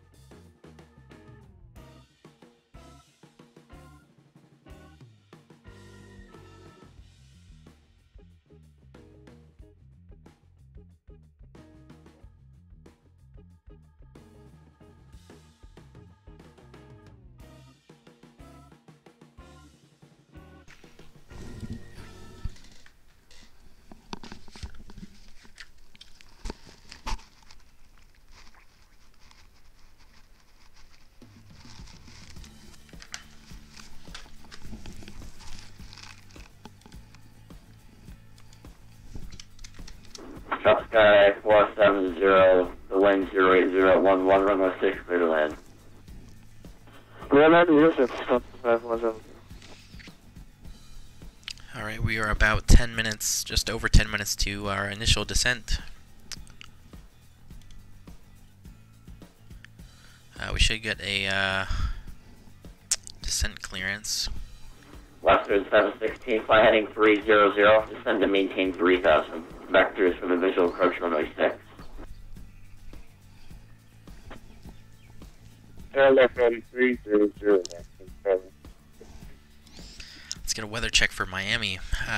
Miami is reporting winds at 060 at 16, gusting to 24 knots, so we can expect some turbulence. A 10-mile visibility, scattered at 2,600, broken at 3,200, broken at 4,300, so a little bit of clouds. And,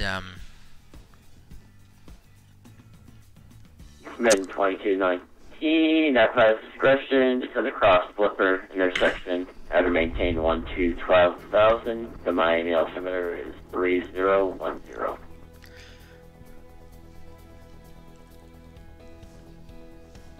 Temperature 272.21, altimeter 3010. So we'll make sure we get that set in, 3010.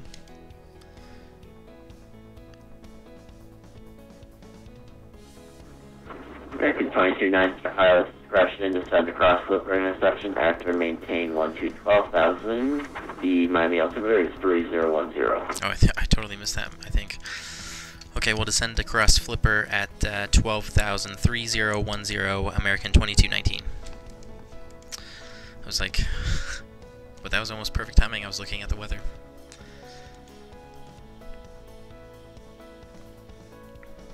Alright, yeah, so cool. We are cleared down to 12,000.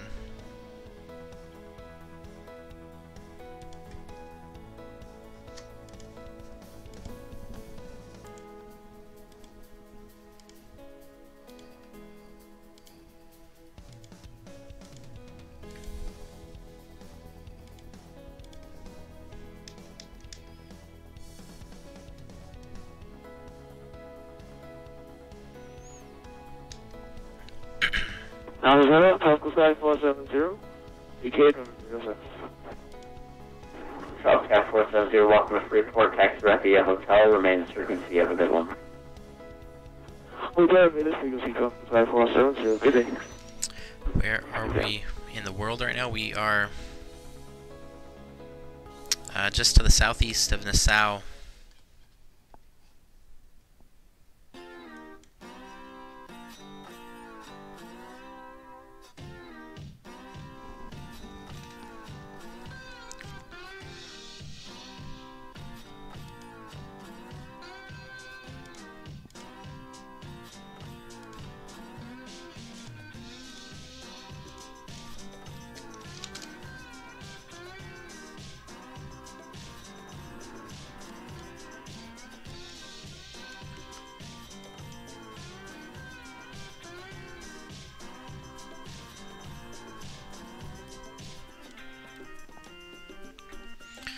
Yeah, so, yeah, just to the east of the Bahamas, and then we're going to start our descent into Miami.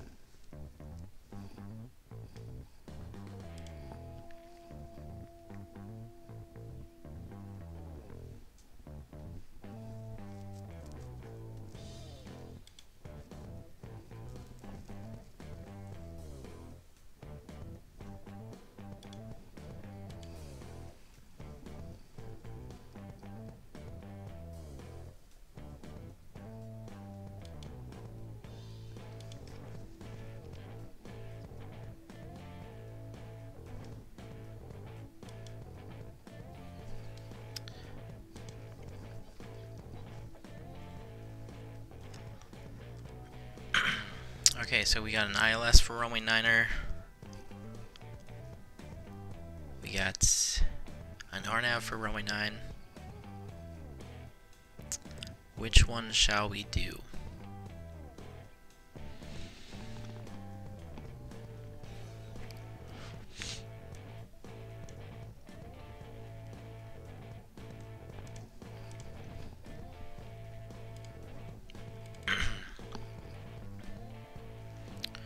Jotpo.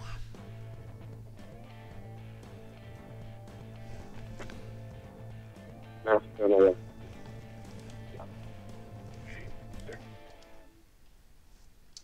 West 716, send 2000. send on 2000.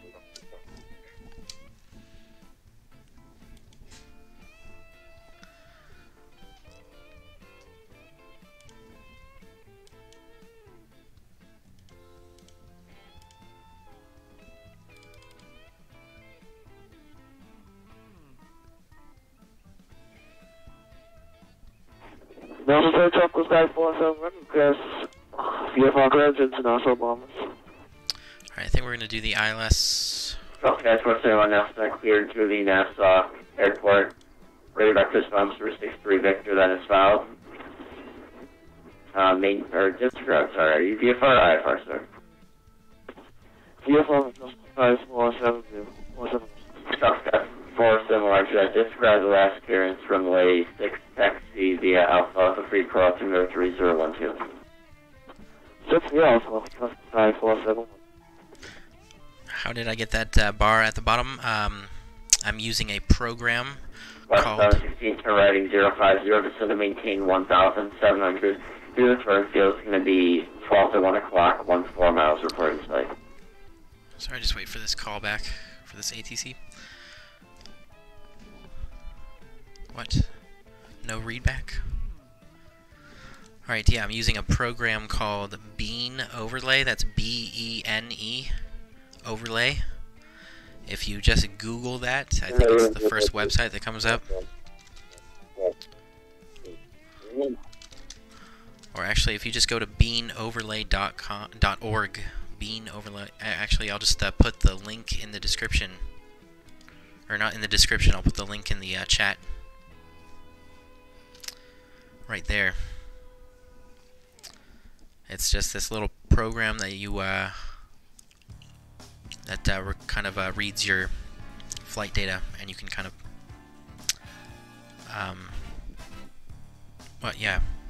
set it up in OBS or whatever you're using to stream.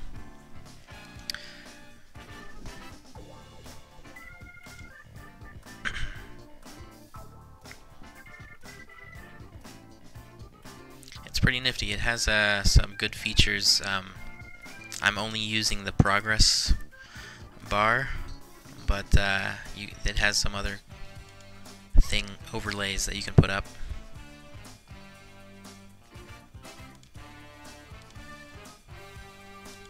Yeah, no problem.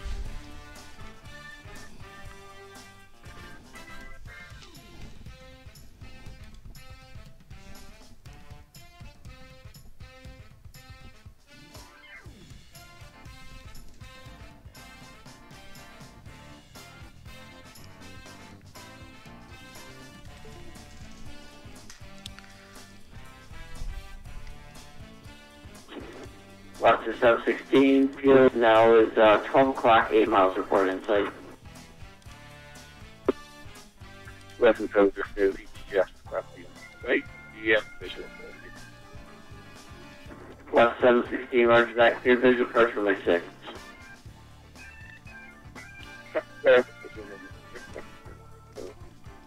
Okay.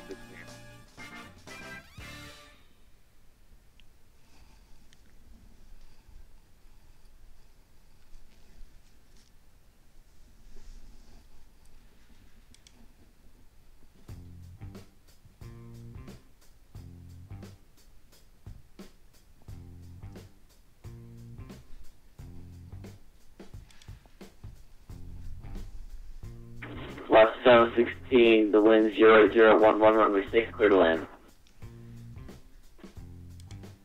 Flight level 6 left.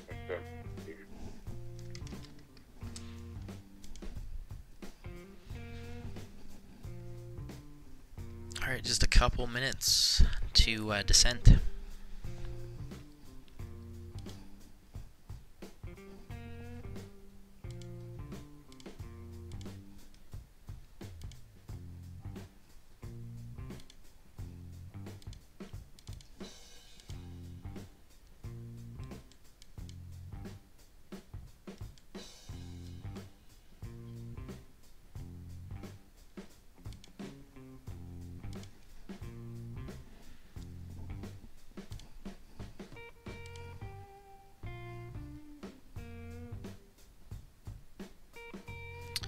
Oh yeah, I forgot gate information. We are going to be arriving at gate Echo 4.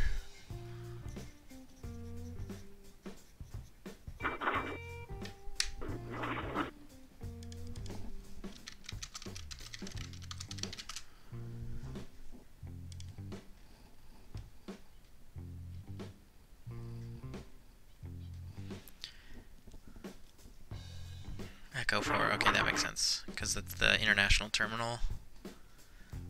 Alright, I see where it is. Alright, that makes sense. Alright, so if we land runway 9er, then we'll be off. We'll try to get off on Tango 3, or we could just make it a long landing and get off on Uniform, and then we could just take that straight across. That would probably be the most convenient way to taxi into the ramp, so we'll aim to do that.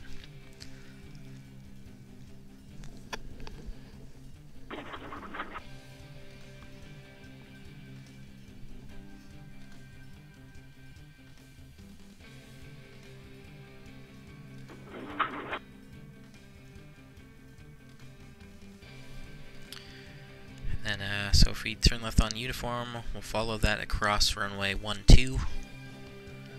And then we'll take a left on to Papa, and then a right on Whiskey, and then that'll take us in.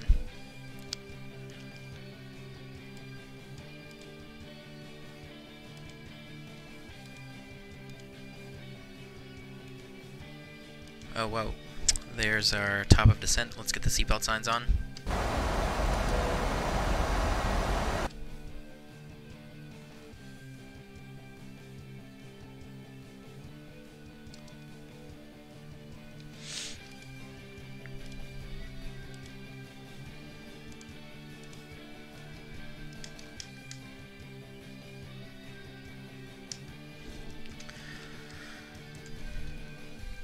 Alright, we're going to be on the ground in about 30 minutes.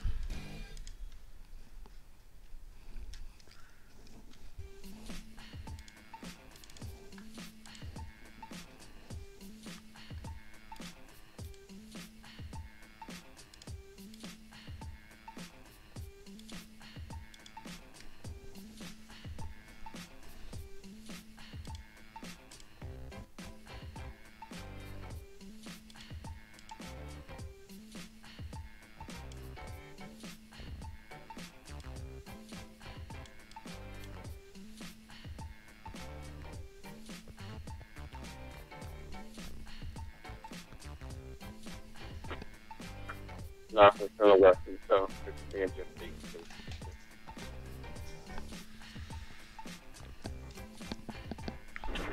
West 716, walk them to Freeport.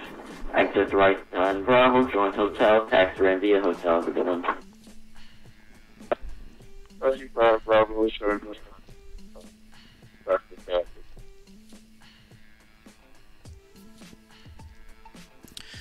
Yo, what's up, Bill Clinton? Welcome aboard. I mean, President Clinton.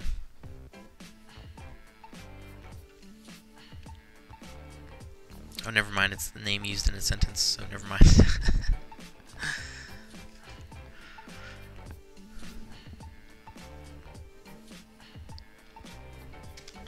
Alright, coming through flight level 280. Right on profile.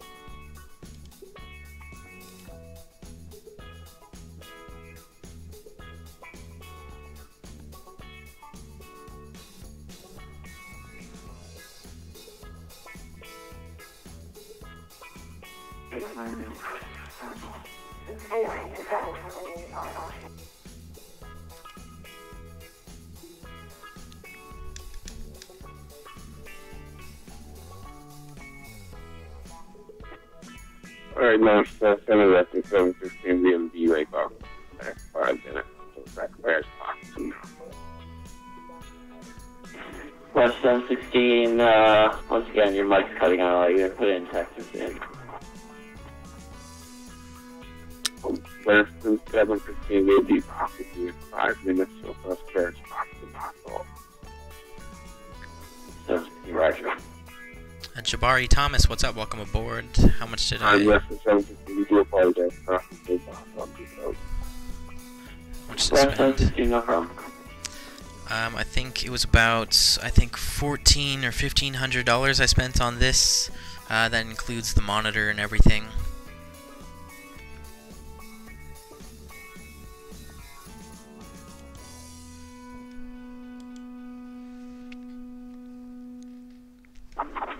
Thanks, aircraft for the NASA star will be back in about 2 minutes.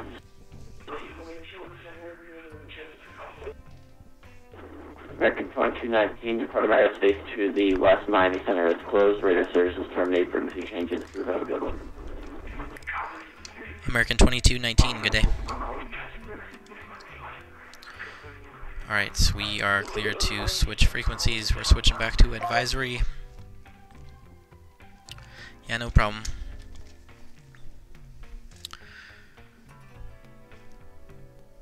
Alright, we're coming through 220 now, looking good. Alright, now that we're out of his airspace, I can go ahead and program the approach. We're just going to shoot the ILS runway 9. Execute that in. Let's pull up the chart. 110.9 for the frequency. Wait, what did I say? 11? Yeah, 110.9.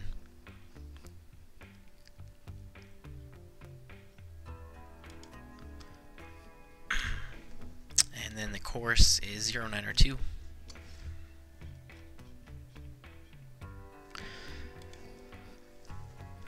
And the minimums are 207.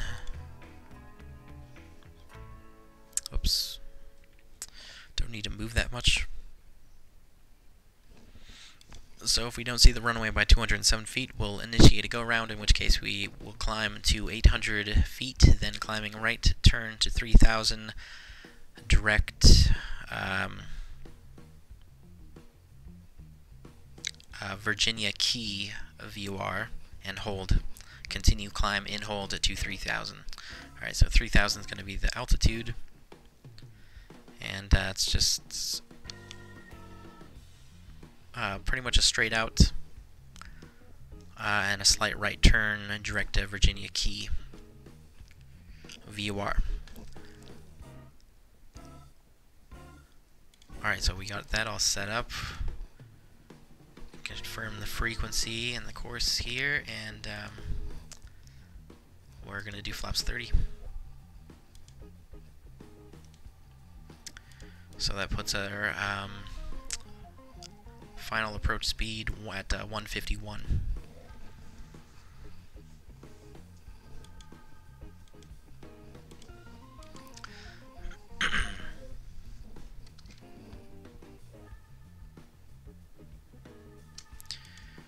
Just about to hit flight level 180. So we'll switch to local pressure 3010. In fact, let me just double check that. Yep, it's still 3010.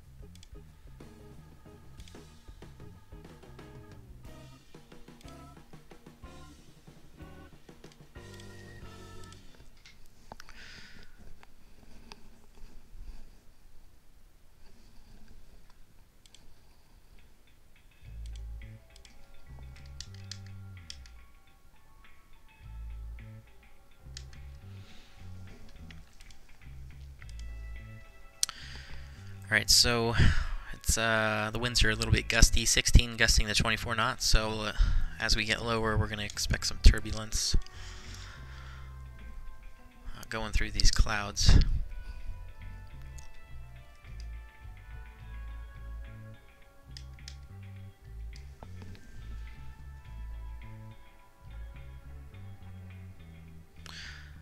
You have a joystick, is it worth it to switch over to a throttle?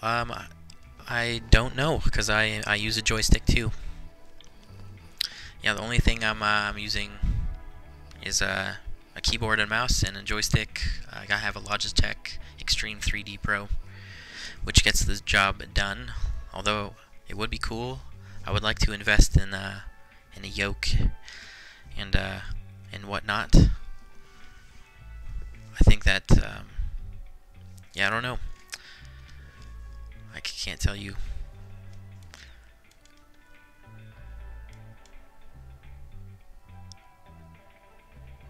From personal experience.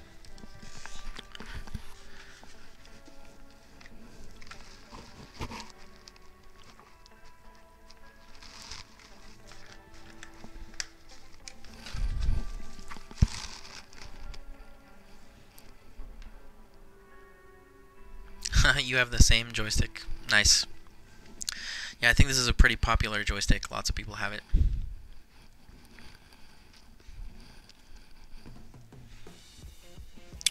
Alright, wow, we're getting down there now. Just about to hit 12,000 at FLIPR. So we'll want to reset this, continue descending. Oh, I don't know what's the first to 3,000. That works for me. Which is also our go-around altitude.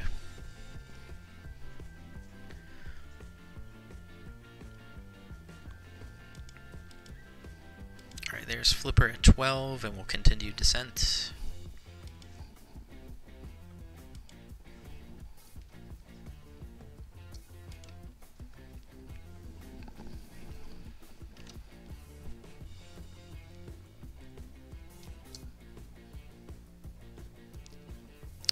So we're approaching the airport from the southeast, and then we're going to enter a right downwind for runway 9er. As you can kind of tell by the ND.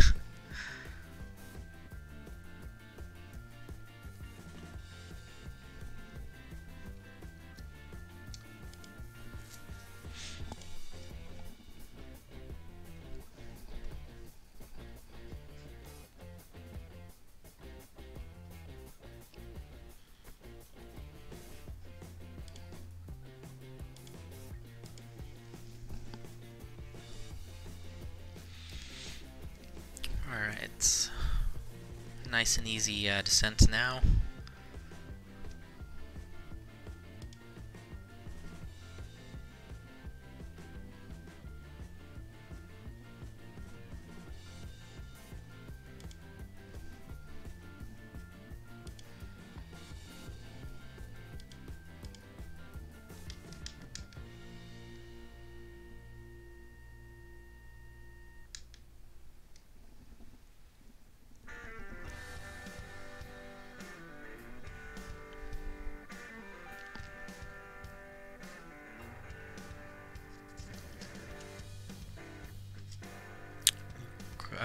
Where is Miami? What do you mean? Where is it geographically, or where is it relative to me?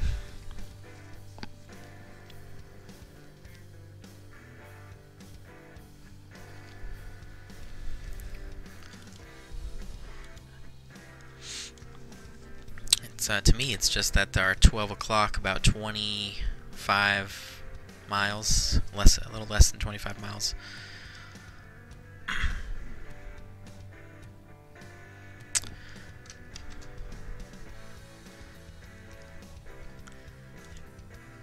Yeah, we're going to be on the ground in about 15 minutes or less.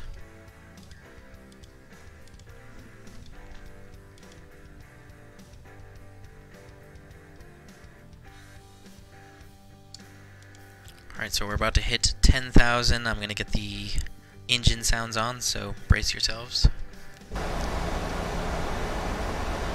Landing lights on, flight switch is continuous. Cabin is notified.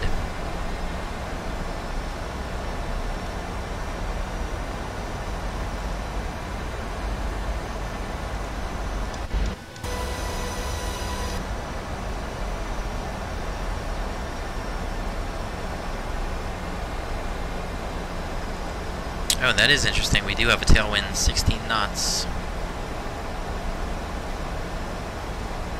Well, actually, that makes sense. I mean, the wind is coming from the east in Miami. What was it? It was 050 degrees on the surface.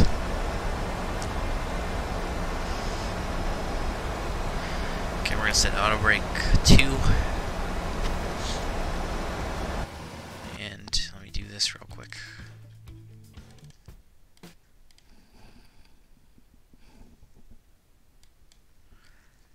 Okay, oh yeah, and I forgot one thing too. I gotta do this real quick. Okay, now we're good.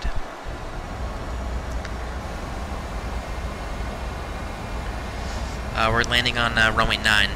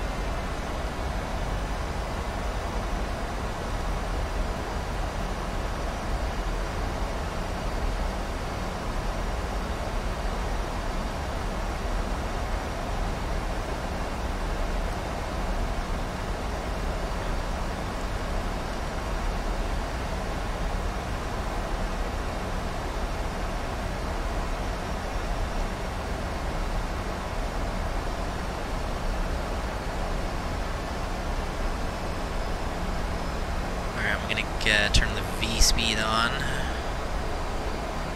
so I can control this a little bit better.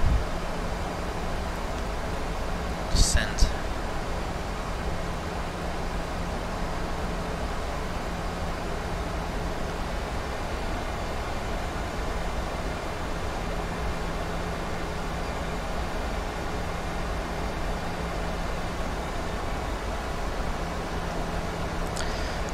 The purple line on the map is just depicting our route. So where the pink line goes, we're going to follow it.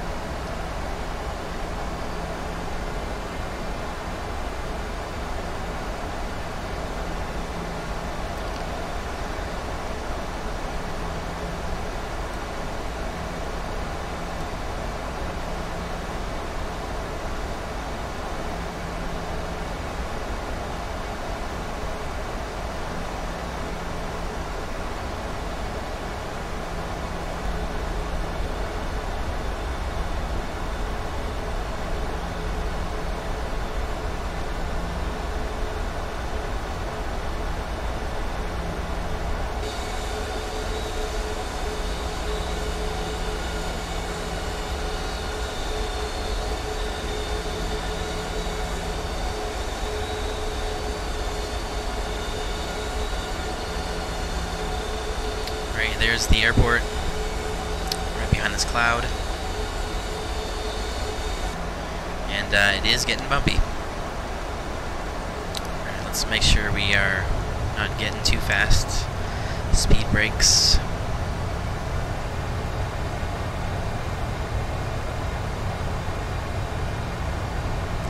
was an emergency in the cockpit while you were, would you volunteer to fly? Like in real life, if there was, for some reason, both the pilots became incapable of flying,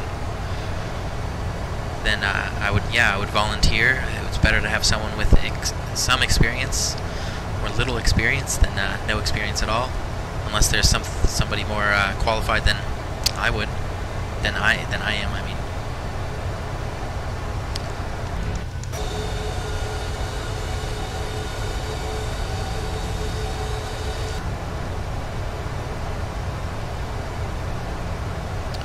Alright, so we're gonna make this right turn to Grit, and we'll start the ILS approach. Oh yeah, we gotta start slowing down.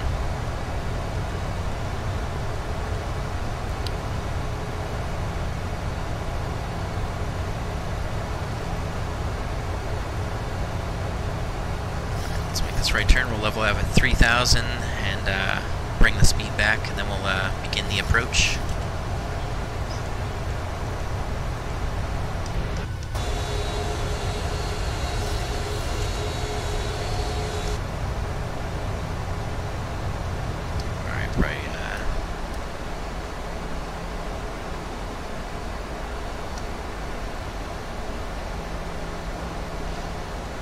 Check VATSIM real quick, see if there's any other aircraft in the area. Alright, looks like I am the next one to land and there's no one on the ground. I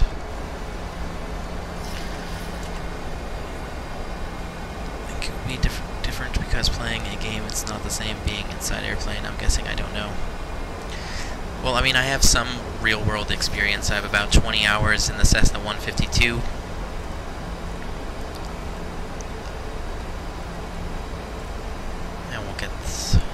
Started turning toward final, capture the localizer.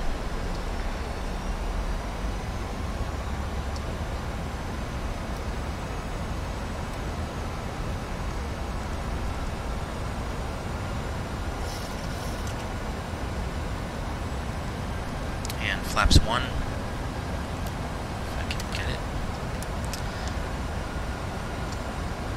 Approach. We gotta slow down. Alright, final approach speed is 151.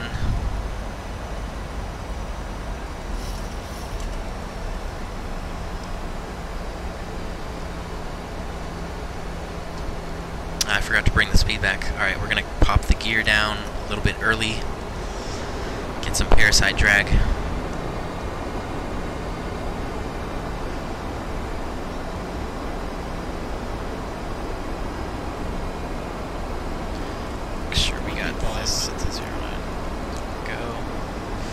Flaps 5. All the landing lights on, taxi lights. Alright, we should be okay. I've been in this situation before. If the wind behaves.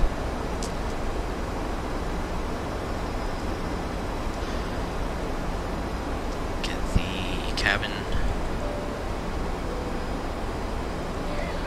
notified.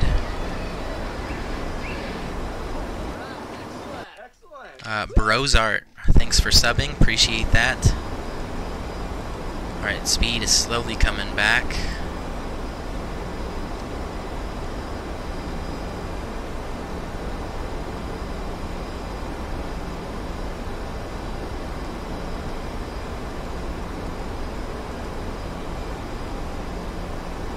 Let's do flaps 15. Arm the speed brake.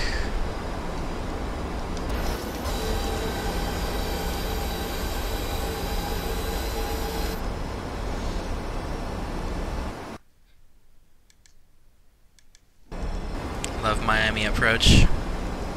Hell yeah. Alright, flaps 30. We gotta slow this bugger down. 1,000. Speed brakes armed. Flaps are coming down to 30. Green light. Gear down. 3 green. Landing lights are on. Cabin's notified. We are cleared to land.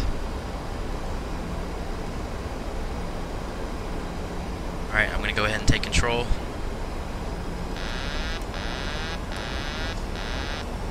In my aircraft. I'll see you guys on the ground.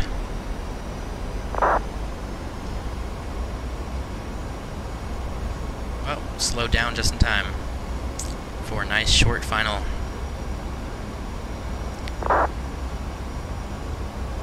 little bit low, but that's okay.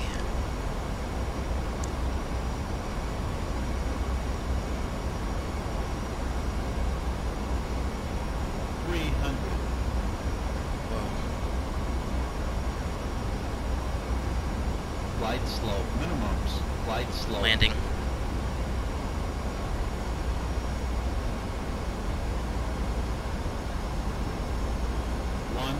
Glide slow. 50, 40, 30, 20, 10.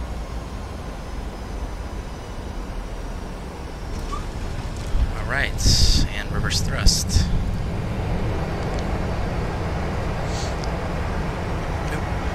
Keep it centered.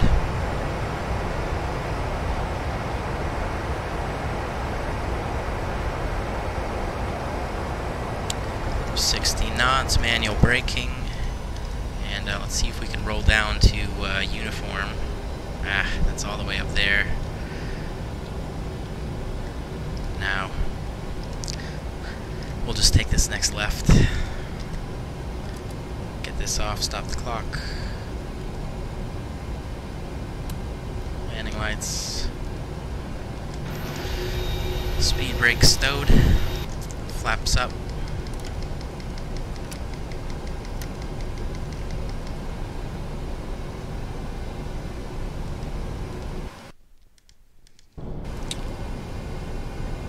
The building at the end of, yeah, I saw that. And tried to raise the right wing a little bit.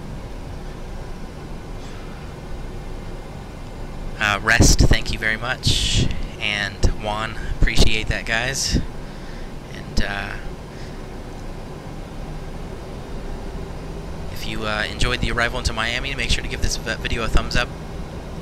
Subscribe if you haven't already, and stick around as we taxi into the ramp, and we'll do some replays.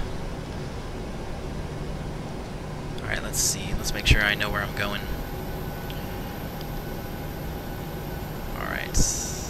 Let's see, I think the thing that makes the most sense is to go up here to Victor. Take a left on Victor.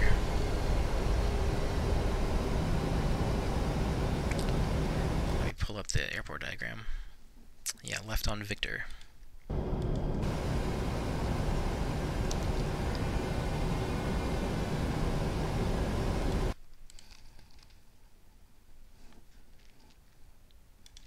Is that the clapping symbols?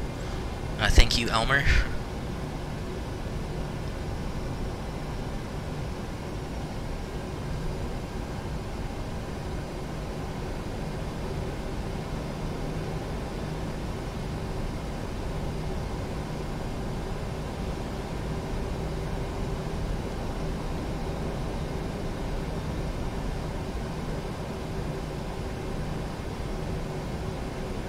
Straight across, runway 12.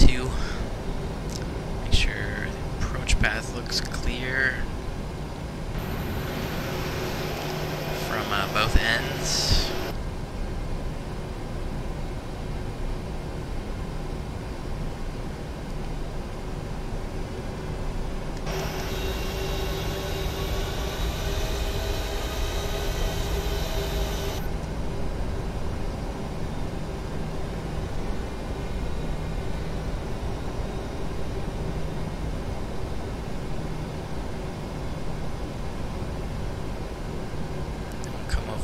Over here to Papa, and where do we need to go?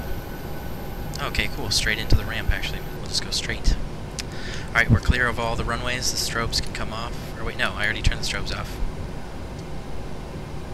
Wait, no. No, I have this backwards. Now they're off. Okay, cool.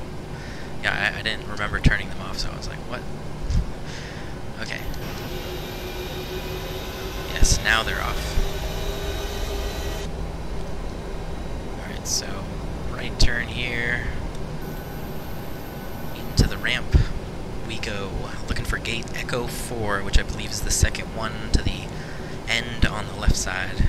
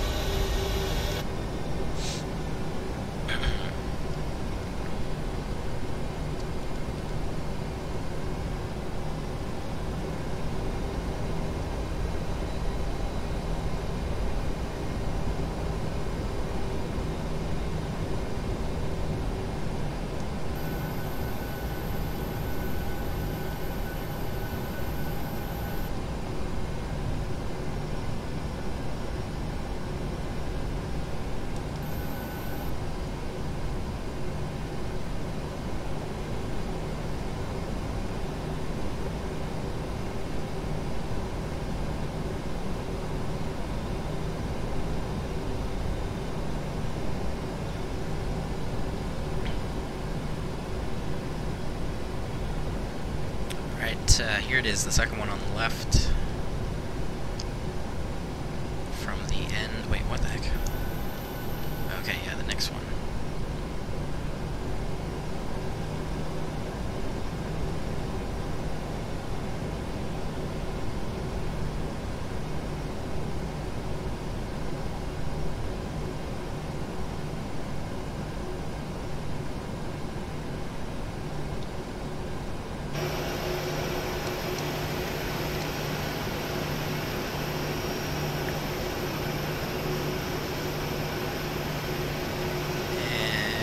Stop.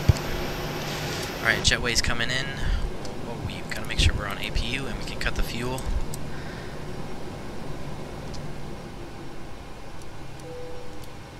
Seatbelt signs, flight switches, taxi lights, fuel pumps, probe, heat, packs, and anti-collision light off. And we can squawk standby. Alright, welcome to the gate. Alright, well there you have it. Stick around for the replays. We're going to do that. So let me get the flaps down.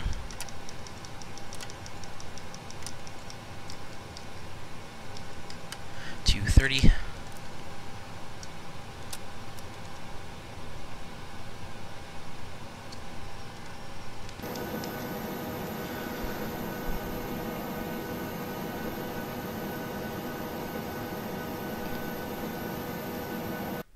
Progress bar out of here.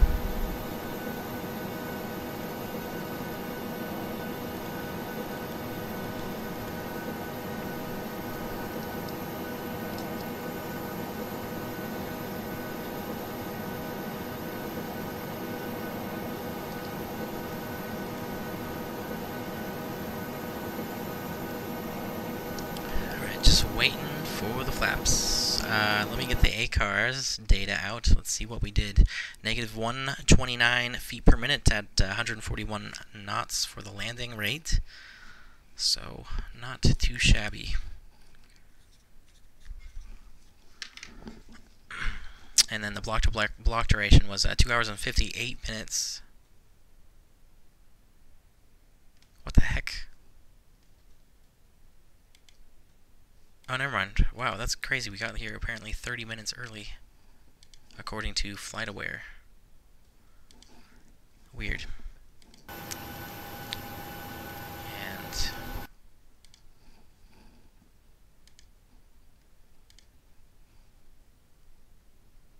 And holy crap, we hit 300 subscribers. Nice, guys. Thank you everyone so much for that. I mean, to my subscribers anyway. I appreciate that. That is awesome. Getting closer and closer to 1,000 every day. Yeah, we're doing the replay right now, so let's hit it. Oh wait, no, wait. First, I gotta disconnect from VATSIM. Okay, now let's go. Alright, we gotta go back farther. Farther. Alright, perfect.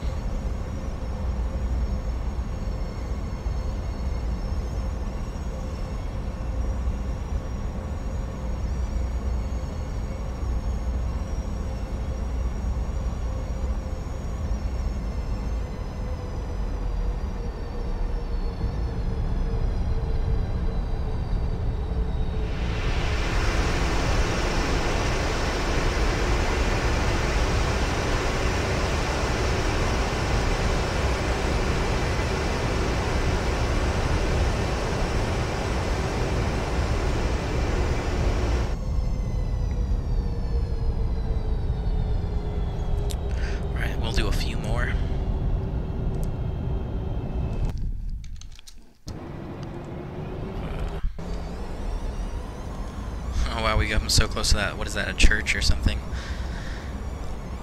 And then there's, of course, this building. I doubt there's a building like that in real life.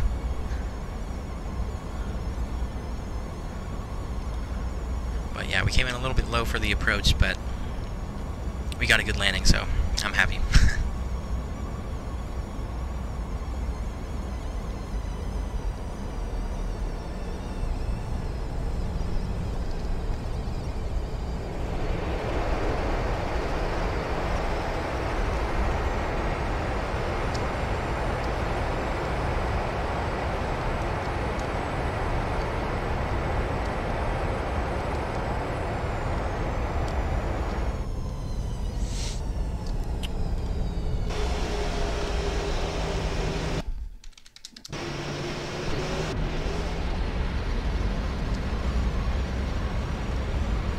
Right by that church.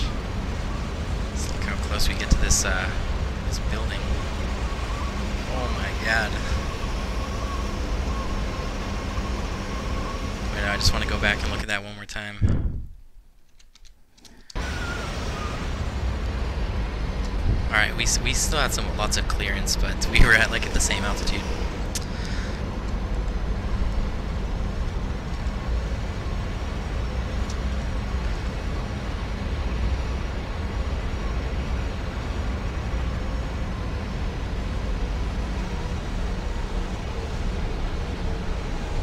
Oh man, that was about to be a greaser.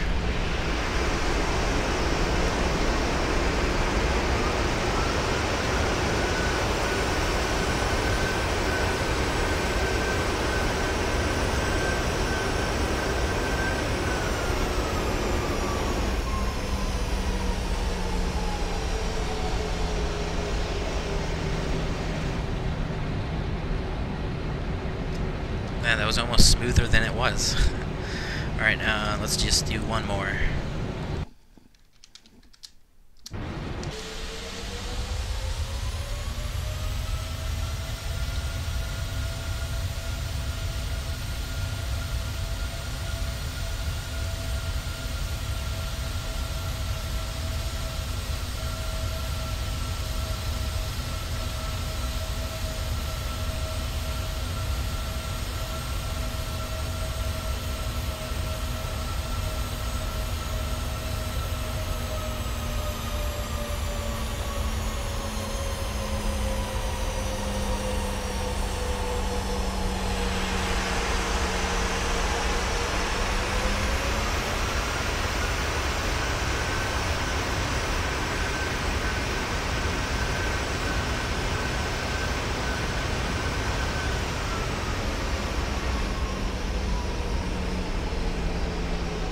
I love when the reverses cut, we're still going as fast as the traffic on the highway.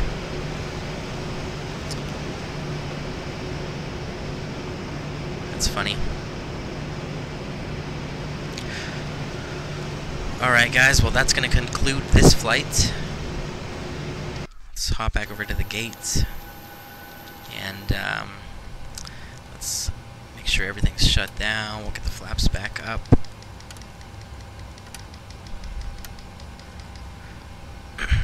Hydraulic, well, flaps need to come up first, I guess.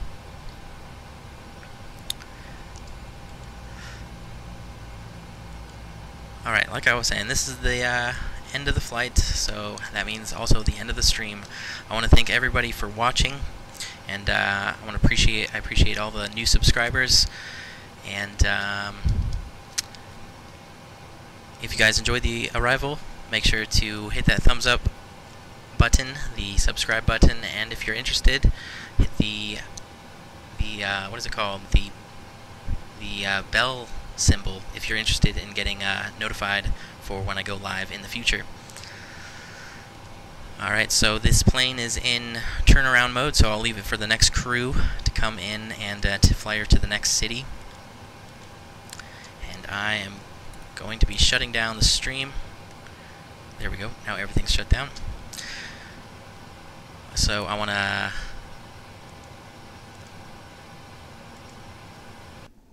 wait, I need to close this. close this. Alright guys, I'm closing it down. I'll see everybody in the next stream.